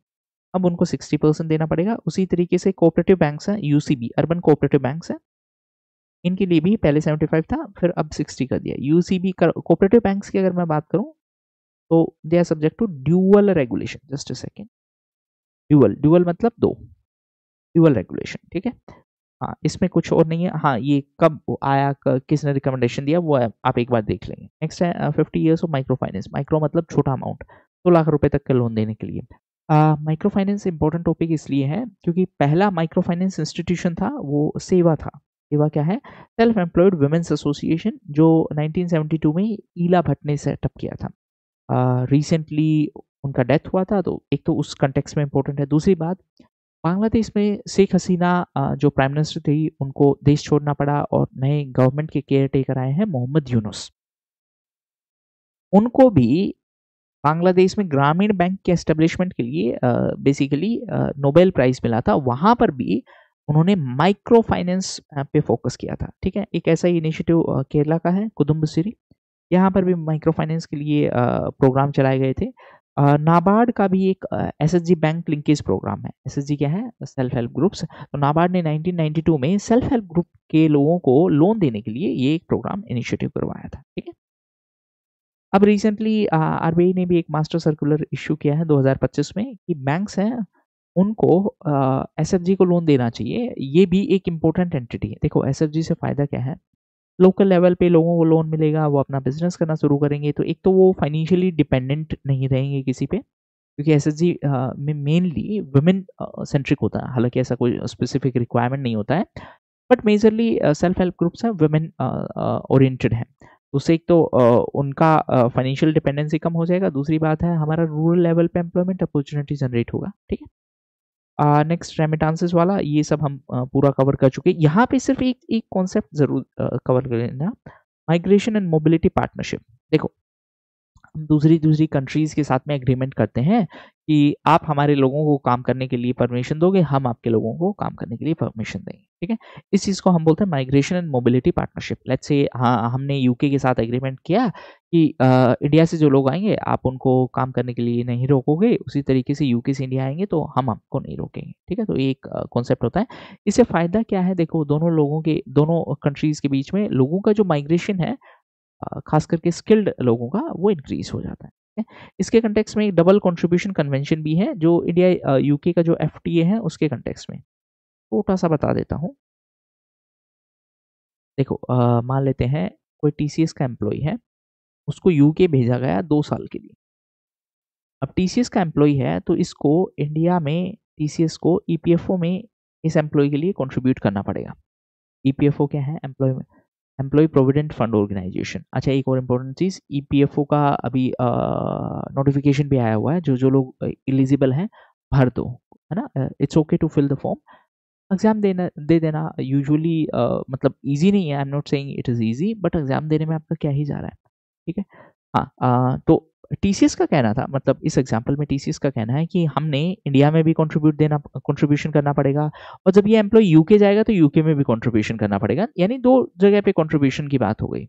तो इसीलिए जो रिसेंटली एफटीए हमने साइन किया है उसमें ये कहा गया है कि अगर आप 3 साल तक के लिए अपने एम्प्लॉय को भेज रहे हो यूके, तो आपको यूके में कंट्रीब्यूशन करने की जरूरत नहीं है। हाँ, अगर उससे ज्यादा टाइम के लिए भेज रहे हो तब उसके केस में आपको यूके में कंट्रीब्यूशन करना पड़ेगा। ये है डबल कंट्रीब्यूशन कन्वेंशन, मतलब एक ही एम्प्लॉय के लिए एम्प्लॉयर को दो जगह पे कंट्रीब्यूट करना पड़ रहा था, एक इंडिया में और टेम्परेरी तौर पे जो वर्कर है उसको भेजा गया था यूके में, तो यूके में भी कंट्रीब्यूशन करना पड़ रहा था, ठीक है। ये इसका मतलब है, ठीक है। ये सारी चीजें हम ऑलरेडी कवर कर चुके हैं। रेमिटेंस के मामले में महाराष्ट्र टॉप पोजीशन पे है। नेक्स्ट है यूपीएस। देखो, एक होता था ओपीएस, ओपीएस मतलब ओल्ड पेंशन स्कीम। 50% आपका जो लास्ट सैलरी था उसका 50% एज ए पेंशन आपको मिलेगा, ये ओल्ड पेंशन थी। इसमें एम्प्लॉय का कोई कंट्रीब्यूशन नहीं था, मतलब सारा पैसा किसका था, एम्प्लॉयर का। सरकार को लगा इससे तो फाइनेंशियल बर्डन बढ़ेगा, तो उन्होंने एक नया स्कीम इंट्रोड्यूस किया था, एनपीएस। एनपीएस में एक्चुअली होगा क्या, एम्प्लॉय भी कंट्रीब्यूट करेंगे और एम्प्लॉयर भी कंट्रीब्यूट करेंगे। सेकेंड, हाँ, अब आप लोगों को दिखेगा, हाँ हाँ। अब होगा क्या कि इस कंट्रीब्यूटेड अमाउंट को इन्वेस्ट किया जाएगा और जो इन्वेस्टमेंट से जो रिटर्न मिलेगा उससे आपका पेंशन बनेगा, फिक्स अमाउंट नहीं है, ठीक है। यहाँ पे जो पेंशन है वो नॉट फिक्स है, पहले वाले में फिक्स थी कि 50% आपका सैलरी का 50%, 30,000 सैलरी है, 15,000 पेंशन हो जाएगी। अब सरकार ने इन दोनों के फीचर्स को कर दिया है कंबाइन, जिसको नाम दिया है यूपीएस। यूपीएस का मतलब क्या है, unified pension scheme. Pension sector के लिए रेगुलेटर कौन है, पीएफआरडी है, pension fund regulatory development authority, ठीक है। इसमें जो कंट्रीब्यूशन वाला फीचर है वो तो एनपीएस का है और पेंशन वाला फीचर ओपीएस का है, इसीलिए नाम दिया है यू यू यू मतलब यूनिफाइड। ओके, तो इसमें एम्प्लॉय कंट्रीब्यूट करेंगे 10% और गवर्नमेंट कंट्रीब्यूट करेगी 8.5%, ठीक। अब इसमें जो पेंशन बनेगी वो ओपीएस जैसी ही बनेगी, 50% ऑफ एवरेज बेसिक पे जो लास्ट में आपको मिली थी, ठीक है। 10 से 25 साल की सर्विस अगर आपने की है तो प्रोपोर्शनेट अमाउंट में, मतलब कितने साल आपने सर्विस की उसके अकॉर्डिंगली आपका पेंशन बनेगा। मिनिमम जो पेंशन है इसमें 10,000 रुपये पर मंथ है, अगर आपने 10 साल तक सर्विस की है तो, ठीक है। अगर अगर मान लेते हैं जो पेंशन रिसिपिएंट है अगर उनका डेथ होता है तो उनकी स्पाउस को 60% पेंशन मिलेगी। अगर किसी को पेंशन 20,000 रुपये मिल रही थी, उनकी डेथ हो गई है, तो 12,000 रुपये उनके हस्बैंड या वाइफ को मिलेंगे, ठीक है। इससे होगा क्या, देखो इससे फंडामेंटल जो क्रिटिसिज्म है वो क्या है कि इसके केस में वापस से सरकार को 50% अमाउंट देना होगा। तो अगर अगर अमाउंट 50% नहीं बन रहा है तो सरकार को एडिशनल अमाउंट कंट्रीब्यूट करना पड़ेगा, ये इसका क्रिटिसिज्म, ठीक है। नेक्स्ट है self reliance in electronics component manufacturing. नाम से ही पता चल रहा है कि हमें इलेक्ट्रॉनिक कंपोनेंट में अपना डिपेंडेंसी कम करना है। ये ministry of electronics and information technology का एक इनिशिएटिव है, ठीक है। और बेसिकली इसमें टर्नओवर लिंक्ड इंसेंटिव है और कैपेक्स, कैपेक्स मतलब कैपिटल एक्सपेंडिचर से रिलेटेड। नेक्स्ट है इक्वलाइजेशन लेवी। देखो सिंपल सेंस में बताऊं तो जो कंपनी नोट रजिस्टर्ड है इंडिया में बट इंडिया से रेवेन्यू कमा रही थी, उन पे सरकार ने लगाया था इक्वलाइजेशन लेवी, ठीक। अभी न्यूज में क्यों था, क्योंकि सरकार ने अनाउंस किया कि हम इसको डिसकंटिन्यू करेंगे, ठीक। दो चीज इसमें फैक्चुअल इंफॉर्मेशन समझो। इंट्रोड्यूस इसको 2016 में किया गया था और ये उन कंपनीज पर था जो ऑनलाइन एडवर्टीजमेंट सर्विसेज दे रही थी। उस टाइम पे गूगल लीडिंग प्लेयर था, इसीलिए इसको गूगल टैक्स भी बोला गया, गूगल टैक्स, ठीक। दो इंपॉर्टेंट चीजें, ये इनकम टैक्स एक्ट से बाहर है,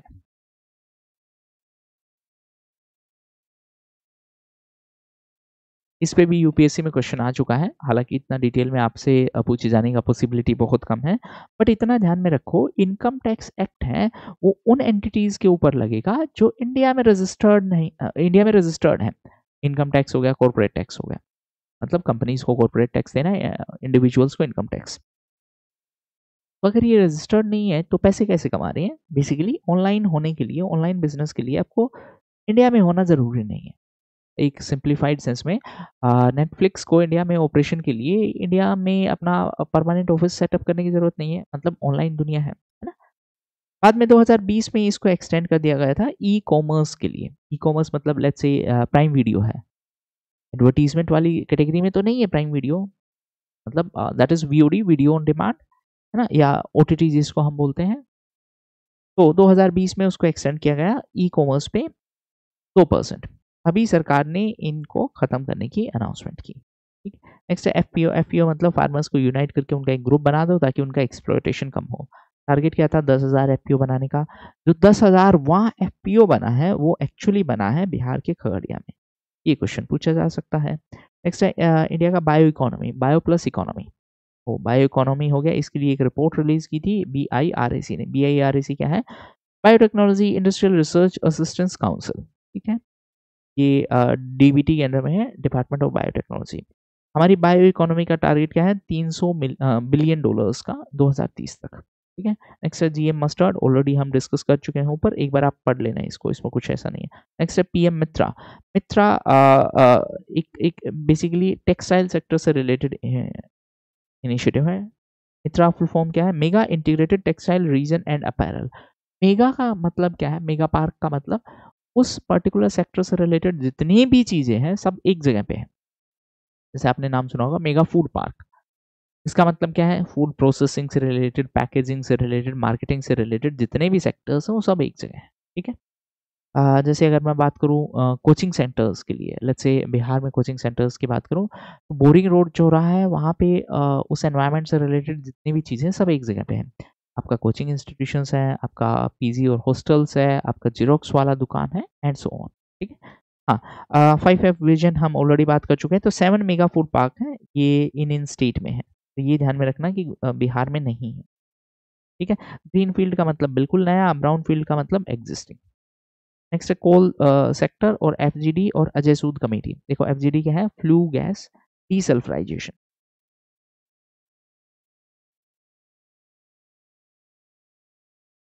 देखो एक छोटी सी चीज समझो, जो coal based thermal power plant है, मतलब कोयला उसमें यूज हो रहा है, तो उससे एमिट होता है सल्फर। इसके लिए एक कमेटी सेटअप की गई। बेसिकली सल्फर की प्रॉब्लम को दूर करने के लिए एक सेटअप होता है जिसका नाम है FGD, flu gas desulphurisation. Desulphurisation D करने का मतलब क्या है? हम उसको हटा रहे हैं, एनवायरनमेंट से हटा रहे हैं। ठीक है। प्रॉब्लम क्या है कि ये पूरा इक्विपमेंट है, ये कॉस्टली है, तो इसके लिए कमेटी सेटअप की गई, अजय सूद कमेटी। इस कमेटी ने कहा कि जो एरियाज पॉपुलेटेड नहीं है, ज़्यादा पॉपुलेशन उनके आसपास नहीं है, वहाँ पे ये डिवाइस लगाने का कोई सेंस नहीं है। क्यों नहीं है? क्योंकि एक तो इंडियन कोल में उतना सल्फर नहीं है, तो मतलब सल्फर एमिशन ज़्यादा नहीं है। दूसरी बात, अगर हम एफजीडी लगाएंगे तो प्रॉब्लम क्या होगी कि जो इलेक्ट्रिसिटी प्रोडक्शन कॉस्ट है वो इंक्रीज हो जाएगी। कि आपका कॉस्ट ऑफ प्रोडक्शन इंक्रीज क्यों होगा? आपको एक और डिवाइस लगाना पड़ेगा जो कि महंगा है। अगर इलेक्ट्रिसिटी प्रोडक्शन कॉस्ट इंक्रीज होगी तो उसका बर्डन किस पे जाएगा? का बर्डन एंड कंज्यूमर पे जाएगा। तो इन्होंने सिर्फ इतना कहा कि बेसिकली जो पॉपुलेटेड एरिया है वहाँ पे ये लगाना चाहिए, बाकी जगह ज़रूरत नहीं है। हाँ, अब एक और इम्पोर्टेंट चीज़, अगर मैं बात करूँ इलेक्ट्रिसिटी प्रोडक्शन की, तो इंडिया में रफली 50% इलेक्ट्रिसिटी है वो कोल बेस्ड प्लांट से बनती है। ठीक है। इसके कंटेक्स्ट में यूरोपियन यूनियन का एक कार्बन बॉर्डर एडजस्टमेंट मैकेनिज्म है। उनका कहना है कि अगर आप कोई प्रोडक्ट इंडिया में या किसी भी कंट्री में बना के अगर यूरोप में एक्सपोर्ट कर रहे हो और उस प्रोडक्ट से अगर कार्बन एमिशन हुआ तो हम आप पे कार्बन टैक्स लगाएंगे, ये उनका पूरा मतलब है। नेक्स्ट है नेशनल डेयरी प्रोग्राम। अब डेयरी के कंटेक्स्ट में एक तो व्हाइट रिवोल्यूशन ध्यान में रख लेना, ऑपरेशन फ्लड ध्यान में रख लेना, और वर्गीस कुरियन जिनको हम बोलते हैं फादर ऑफ व्हाइट रिवॉल्यूशन, ये नाम ध्यान में रख लेना। डेयरी सेक्टर के ग्रोथ के लिए ये एक प्रोग्राम अनाउंस किया है, 2021 से 26 इसका टाइमलाइन है। इसमें डेयरी सोसाइटीज बनाएंगे, नॉर्थ ईस्ट पे ध्यान देंगे, और 3 कोऑपरेटिव्स की बात की है। सहकार, सहकार का मतलब है कोऑपरेटिव। सहकार से शक्ति जो कि स्मॉल फार्मर्स पे ध्यान देगी। सहकार से समृद्धि यानी कि वेल्थ डिस्ट्रीब्यूशन यानी कि इक्विटेबल डिस्ट्रीब्यूशन ऑफ रिसोर्सेज। और सहकार से सहयोग, सहयोग मतलब कोऑपरेशन। तो जैसे फॉर एग्जांपल बिहार में है कॉम्फेड। कॉम्फेड क्या है? जो सुधा है वो इसी कॉम्फेड का प्रोडक्ट है। और लेट्स से गुजरात में है अमूल, कर्नाटका में है नंदिनी, के बीच में कोऑपरेशन होना चाहिए, मतलब एक दूसरे को सपोर्ट करना चाहिए कि किस तरीके से बिजनेस को एक्सपेंड किया जा सके। सा ठीक है। नेक्स्ट है सेबी ने ईएसजी के कंटेक्स्ट में नई गाइडलाइंस जारी की हैं। देखो दो टर्म समझ लो, एक्चुअली तीन समझ लो। एक है IBC, insolvency and bankruptcy code. IB insolvency और बैंक्रप्सी और लिक्विडेशन पे आपका क्वेश्चन आ चुका है पहले भी बीपीएससी में। इंसॉल्वेंसी का मतलब मेरे पास पैसे नहीं है, बैंक्रप्सी का मतलब मैंने लीगली डिक्लेयर कर दिया मेरे पास पैसे नहीं है देने के लिए जिनसे मैंने उधार लिया था। अब जिन्होंने उधार दिया था वो लोग बोलेंगे भाई अपना एसेट बेचो और हमारे पैसे वापस लौटाओ। तो अगर मैं अपने एसेट बेच के उनको पैसे वापस करूंगा, इसको बोलते हैं लिक्विडेशन। पूरे प्रोसेस के लिए आईबीसी कोड है, 2016 का एक कोड है, ठीक है। तो ये हो गया। दूसरा सीएसआर है। सीएसआर क्या है? कॉर्पोरेट सोशल रिस्पॉन्सिबिलिटी, यानी कि जो बिजनेस कम्युनिटी है उसका सोशल रिस्पॉन्सिबिलिटी है, सोसाइटी की तरफ रिस्पॉन्सिबिलिटी है। सीएसआर है वो कंपनीज एक्ट 2013 के हिसाब से बहुत जरूरी है, मतलब हमने इसको लीगल प्रोविजन बना दिया है और आई थिंक इंडिया पहला ऐसा कंट्री है जिन्होंने इसको लीगली मैंडेट किया है। लीगली मैंडेट करने का मतलब समझो क्या है कि कंपनीज है अपने प्रॉफिट का नेट एवरेज 2% है वो सोशल रिस्पॉन्सिबिलिटीज पे खर्च करेंगे। सोशल रिस्पॉन्सिबिलिटी मतलब क्या? लेट्स से ऑर्फन बच्चियां हैं उनके लिए स्कूल बनाना है ना, ड्रिंकिंग वाटर फैसिलिटी बनाना, स्किल ट्रेनिंग प्रोवाइड करना, ये सब चीजें। इसी कंटेक्स्ट में एक और टर्म है ईएसजी। ईएसजी क्या है? Environment social and governance. देखो कंपनीज हैं एनवायरमेंट के ऊपर कितना ध्यान देती हैं, सोसाइटी की तरफ कितना ध्यान देती हैं और उनका कॉर्पोरेट गवर्नेंस कैसा है। कॉर्पोरेट गवर्नेंस का मतलब कंपनीज कैसे अपना बिजनेस कंडक्ट करती हैं, एथिकल है या नहीं है, ट्रांसपेरेंसी है या नहीं है। जैसे थोड़े दिन पहले आपने ब्लू स्टार कैब वाला इश्यू सुना होगा कि जो फाउंडर्स है उन्होंने जो कंपनी का पैसा है उन्होंने पर्सनल यूज के लिए मिसयूज किया। तो यहाँ पे लैक ऑफ कॉर्पोरेट गवर्नेंस है। तो ईएसजी नॉर्म्स है वो किस चीज से रिलेटेड है? कंपनी से रिलेटेड है, environment social and governance. Regulator कौन है कंपनीज के कंटेक्स्ट में, मतलब स्टॉक मार्केट पे जो लिस्टेड कंपनीज है वो है सेबी। तो रिसेंटली सेबी ने गाइडलाइंस जारी की थी, बस इतना समझ लो, ठीक है। यहाँ पे एक और टर्म है पर्पस वॉशिंग। पर्पस वॉशिंग का मतलब क्या है? देखो एक सिंपल सेंस में बताऊं, लेट्स से थोड़ा सा ओवर सिंप्लीफाई करके बताता हूँ। लेट्स से कि एक कंपनी है एबीसी और इसको सीएसआर के लिए 100 करोड़ रुपए खर्च करने हैं, 100 करोड़ रुपए। अब इन्होंने क्या काम किया है, इन्होंने अपने ही जो रिक्रूटेड लोग हैं उनकी स्किल डेवलपमेंट के लिए एक सेंटर खोल दिया और बोल दिया कि ये तो सीएसआर है। इसमें अल्टीमेट बेनिफिशियरी कौन होगा? उन्होंने स्किल डेवलपमेंट अपने ही एम्प्लॉयज के लिए खोला, तो सीधी सी बात है उनका स्किल डेवलपमेंट का खर्चा बच गया है, तो कंपनी को करना ही था। ये सीएसआर नहीं हुआ है। यहाँ पे उन्होंने क्या कर दिया, दिखा ऐसे रहे हैं जैसे वो सीएसआर कर रहे हैं, बट टेक्निकली वो अपने ही प्रॉफिट के लिए काम कर रहे हैं। तो इस तरीके से पर्पज है उसको मतलब छिपा के हिडन कुछ और काम करना, इसको बेसिकली हम बोलते हैं पर्पज वॉशिंग। एक और टर्म होता है ग्रीन वॉशिंग। ग्रीन वॉशिंग का मतलब है मेरा प्रोडक्ट एनवायरमेंट फ्रेंडली नहीं है बट मैं फिर भी क्लेम कर रहा हूँ कि हाँ बहुत एनवायरमेंट फ्रेंडली है, ये ले लो। That is green washing. Green washing पे यूपीएससी में क्वेश्चन आ चुका है। नेक्स्ट है वर्ल्ड बैंक रिपोर्ट। देखो इनकम के बेसिस पे वर्ल्ड बैंक कंट्रीज को डिवाइड करती है, low income country, middle income country और हाई इनकम कंट्रीज। ये क्लासिफिकेशन हर साल रिलीज करता है वर्ल्ड बैंक और हर साल जून जुलाई के महीने में इसको अपडेट किया जाता है। तो अभी जो नया क्लासिफिकेशन है वो ये है, मैं पूरा नहीं बोलूंगा क्योंकि अल्टीमेटली गला ऑलरेडी पहले से ही स्लो हो चुका है। बस एक बार ये देख लेना कि क्या क्राइटेरिया। दूसरी बात, India lower middle income category में है, लोअर मिडिल इनकम कैटेगरी में। एक और इम्पोर्टेंट चीज, 2047 तक हमारा गोल है कि हम एक डेवलप्ड इकोनॉमी बनेंगे, विकसित भारत बनेंगे। नेक्स्ट है world of debt report. World of debt report क्या है? वर्ल्ड ऑफ डेट रिपोर्ट का मतलब दुनिया पे कर्जा कितना है, ये अंकटाड ने रिलीज किया। अंकटाड क्या है? United nation conference on trade and development. अब इसमें पब्लिक डेट, पब्लिक डेट मतलब ओवरऑल सरकारी डेट है, वो 97 ट्रिलियन है और डेवलपिंग कंट्रीज का डेट फास्टर ग्रो हो रहा है। कारण क्या है कि उनको महंगे इंटरेस्ट पे लोन मिलता है, ठीक है। इंडिया का पब्लिक डेट है लगभग 2.9 ट्रिलियन, ठीक। अब अगर मैं ओवरऑल डेट की बात करूं तो एक्सटर्नल कितना है हमारा, जैसे बाहर कितना है 18.7। इस पे exactly same question Madhya Pradesh PCS में पूछा गया था कि इंडिया का एक्सटर्नल डेट कितना है परसेंटेज में, एग्जैक्ट परसेंटेज में। आपको ध्यान रखना है 18 से 19% है, ठीक है। एक और इम्पोर्टेंट चीज, सरकार का डेट कितना है? तो जो जीडीपी है उसका लगभग 82.5%। एक एनके सिंह कमेटी थी, एनके सिंह कमेटी, जो कि 15th फाइनेंस कमीशन के चेयरपर्सन भी थे। तो उस कमेटी ने रिकमेंडेशन दिया था कि जो हमारा जनरल डेट है वो 60% होना चाहिए, मैक्सिमम 60% ऑफ जीडीपी। उसमें से 40% सेंटर का होना चाहिए और 20% मैक्सिमम स्टेट्स का होना चाहिए। अभी तो हम उस लिमिट से काफ़ी आगे हैं। हाँ, नेक्स्ट है एंड ग्लोबल साउथ। देखो ग्लोबल साउथ का अगर मैं बात करूँ तो ग्लोबल नॉर्थ और ग्लोबल साउथ, ये वाला जो अगर बीच में से लाइन एक मैं इमेजिनरी लाइन बना रहा हूँ, ये नॉर्थ वाली कंट्रीज़ हैं, ये साउथ वाली कंट्रीज़ हैं, ये नॉर्थ है, ये साउथ है, और ये जो लाइन है इसको हम बोलते हैं ब्रेंट लाइन। तो नॉर्थ वाली कंट्रीज़ हैं वो वेल डेवलप्ड है, उनके पास अच्छे खासे रिसोर्सेज, साउथ वाली कंट्रीज़ हैं वो डेवलपिंग कंट्रीज़। इंडिया जो ग्लोबल साउथ है उसका एक लीडर माना जाता है, ठीक है। तो इसी कंटेक्स्ट में हमने एक इवेंट ऑर्गेनाइज करवाई थी। हम हर साल करवाते हैं वॉइस ऑफ ग्लोबल साउथ, ठीक है।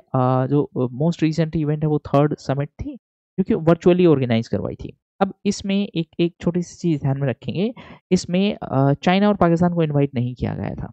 क्यों इनवाइट नहीं किया गया था, उसके पीछे रीज़न क्वाइट ऑब्वियस है। हमने कहा कि डेवलपिंग कंट्रीज़ को हाई इंटरेस्ट पे लोन मिलता है। अब अगर आपको याद हो, आप आईआर थोड़ा भी पढ़ते हैं, तो China is known for debt trap diplomacy. Debt trap diplomacy, हाँ, डेट ट्रैप डिप्लोमेसी का मतलब क्या है? डेट ट्रैप डिप्लोमेसी मतलब चाइना सस्ते दाम पर लोन देता है। तो हमें इससे प्रॉब्लम क्यों है? चाइना एक्चुअली इतना लोन दे देता है कि कंट्री वापस ना कर पाए, और जब वो वापस नहीं कर पाएगी तब चाइना उसके डिसीजन मेकिंग को इन्फ्लुएंस करता है, ठीक है। हाँ, तो जो voice of global south summit हुई उसमें एक इनिशिएटिव प्रपोज किया गया है जिसका नाम है ग्लोबल डेवलपमेंट कॉम्पैक्ट।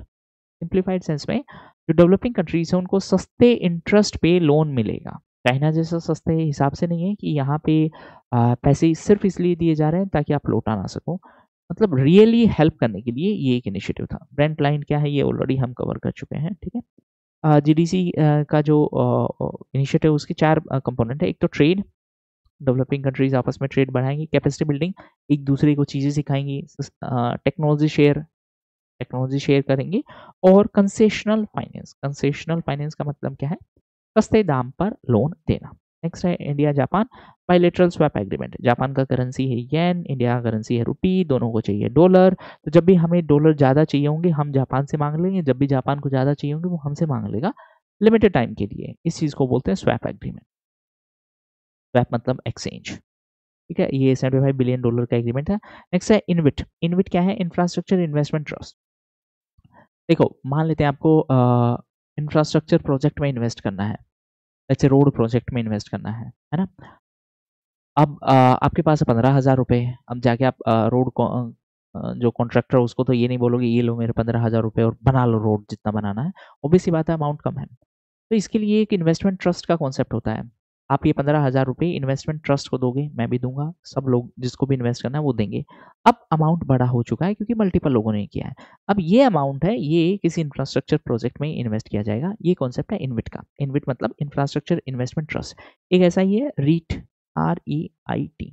रीट किससे रिलेटेड है? रियल एस्टेट सेक्टर से। लेट्स से कि आपको मॉल में इन्वेस्ट करना है, कि मॉल का कंस्ट्रक्शन में अमाउंट आपके पास कम है तो आप किसी रीट के पास जाएंगे, वो रीट है मल्टीपल लोगों से पैसा ले रहा है, वो किसी रियल एस्टेट प्रोजेक्ट में लगा देंगे। रिसेंटली क्यों न्यूज़ में था? क्योंकि जो NHIT है, नेशनल हाईवे इंफ्रास्ट्रक्चर ट्रस्ट है, उन्होंने रोड सेक्टर के लिए मतलब पैसे कलेक्ट किए थे, ठीक है। ये काफ़ी बड़ा अमाउंट था इसीलिए न्यूज़ में था। इनविट और रीट है वो सेबी रेगुलेट कर रहा है क्योंकि यहाँ पे मुद्दा क्या है? मार्केट में इन्वेस्ट करना है, ठीक है। नेक्स्ट है एसेट मोनेटाइजेशन इनिशिएटिव। जो सरकार के बने हुए प्रोजेक्ट हैं, लेट्स से हाईवे बन चुका है, एयरपोर्ट बन चुका है, सरकार इन प्रोजेक्ट को प्राइवेट प्लेयर्स को दे देती है और उससे पैसे कमाती है। मतलब बेचा नहीं है सरकार ने, सिर्फ उसको मैनेज करने के लिए प्राइवेट प्लेयर को दिया। लेट्स से एयरपोर्ट की अगर मैं बात करूं तो एयरपोर्ट है वो अदानी ग्रुप को दिए हुए हैं, बट ओनरशिप अभी भी सरकार के पास में। इस चीज़ को बोलते हैं मोनेटाइजेशन। एसेट को बिना बेचे उससे पैसे जनरेट करना, ठीक है। अगर आप नोटिस करोगे तो एयरपोर्ट पे और ट्रेन में भी अगर आप नोटिस करोगे तो हर जगह एडवर्टीजमेंट लगे रहते हैं। इससे होता क्या है? एक्चुअली एडवर्टाइजर है उससे हम पैसे लेंगे। ट्रेन एयरपोर्ट अभी भी सरकार की है, बट रेवेन्यू जनरेशन का काम है वो किसी प्राइवेट प्लेयर को दे के रखा है। न्यूज़ में क्यों था? क्योंकि उसका फर्स्ट फेज है वो खत्म हो गया था। उसका गोल था 6 लाख करोड़ रुपए कलेक्ट करना। सेकेंड फेज है वो इस बजट में अनाउंस किया गया है और उसका गोल है 10 लाख करोड़ रुपए जनरेट करना। नेक्स्ट है वेंचर कैपिटलिस्ट ग्रोथ। एक छोटा सा कॉन्सेप्ट समझाते हैं। आपने एक स्टार्टअप की है एबीसी। भाई इसमें अगर कोई अकेला इन्वेस्ट करे, लेट्स से कि आप मिस्टर मुकेश अंबानी के पास में गए और उनको आपका आइडिया पसंद आया, उन्होंने इन्वेस्ट कर दिया, इनको हम बोलेंगे एंजल इन्वेस्टर। एंजल क्यों? क्योंकि वो आपकी लाइफ में एंजल बन के आए हैं पैसे देने के लिए। ठीक है, एंजल इन द सेंस देखो कि आप नई कंपनी हो तो बहुत ज़्यादा लोग आप पे भरोसा नहीं करेंगे। उन्होंने भरोसा किया है तो आपकी बिजनेस लाइफ में एक एंजल बन के आए। एंजल प्रिया वाला एंजल नहीं है। ओके, सेकंड है वेंचर कैपिटलिस्ट। देखो इसको सिंप्लीफाई सेंस में बताऊं, ये कंपनी है, इस कंपनी का मेन काम ही है नई नई कंपनीज में इन्वेस्ट करना। ये ऐसा अपॉर्चुनिटी ढूंढते हैं जहां पे इनको लगे कि हाँ ये वाली स्टार्टअप में ग्रोथ अच्छा है, उसमें ये इन्वेस्ट करेंगे। ठीक है, तो रिसेंटली इंडिया की वेंचर कैपिटलिस्ट फंडिंग है उसमें 43% का ग्रोथ हुआ है।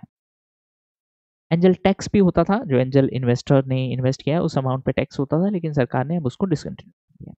नेक्स्ट री इंश्योरेंस। देखो एक पर्सन है एबीसी, इन्होंने इंश्योरेंस लिया, लेट्स से इंश्योरेंस कंपनी है एलआईसी। अब बेसिकली इंश्योरेंस का बिजनेस इस बेसिस पे है कि ज़्यादा लोग इंश्योरेंस क्लेम नहीं करेंगे, क्योंकि अगर ज़्यादा लोग क्लेम करेंगे तो फिर कंपनी के पास बचेगा ही नहीं कुछ। इसीलिए इंश्योरेंस कंपनी भी किसी दूसरी इंश्योरेंस कंपनी से इंश्योरेंस खरीद लेती है। जी, तो ये तो हो गया इंश्योरेंस। और एलआईसी ने जीई से खुद के लिए इंश्योरेंस खरीद लिया, इसको हम बोलते हैं री इंश्योरर। री मतलब दोबारा से। जस्ट अ सेकेंड, आप लोगों को दिख रहा है कि नहीं? हाँ हाँ, ठीक है। तो पहले पब्लिक सेक्टर में एक इंश्योरेंस री इंश्योरर हुआ करता था, जनरल इंश्योरेंस। अब प्राइवेट सेक्टर में भी आईआरडीआई ने अप्रूवल दे दी है। उस कंपनी का नाम क्या है? वैल्यूएटिक्स। आरई, आरई मतलब री इंश्योरर। पहले कौन हुआ करता था? General insurance corporation. नेक्स्ट है समर्थ इंक्यूबेशन प्रोग्राम। समर्थ बेसिकली मतलब हम कैपेबिलिटी बिल्डिंग की बात कर रहे हैं। तो ये सी डॉट ने लॉन्च किया है, centre for development of telematics, IT और स्टार्टअप सेक्टर को सपोर्ट प्रोवाइड करने के लिए। नेक्स्ट है अपलिंक इनिशिएटिव। ये वर्ल्ड इकोनॉमिक फोरम का एक इनिशिएटिव है, उन कंपनीज को सपोर्ट देना जो सस्टेनेबल डेवलपमेंट में हमारा सपोर्ट करेंगी, मतलब जो क्लाइमेट चेंज की प्रॉब्लम के लिए कुछ सॉल्यूशन प्रोवाइड कर रही हैं। तो ये वर्ल्ड इकोनॉमिक फोरम ने डेलोइट और सेल्स फोर्स के साथ में मिलकर ये इनिशिएटिव अनाउंस किया है। एंड विद दिस हमने 6 मंथ्स का इकोनॉमी का करंट अफेयर्स कवर कर लिया। इसको अच्छे से रिवाइज करिए। दूसरी बात, इसका पीडीएफ आपको ऐप पे मिल जाएगा। पहले वाले पीडीएफ में भी कुछ इशू था, उसको भी मैंने अपडेट करके फिर वापस पोस्ट कर दिया है। पढ़ते रहिए।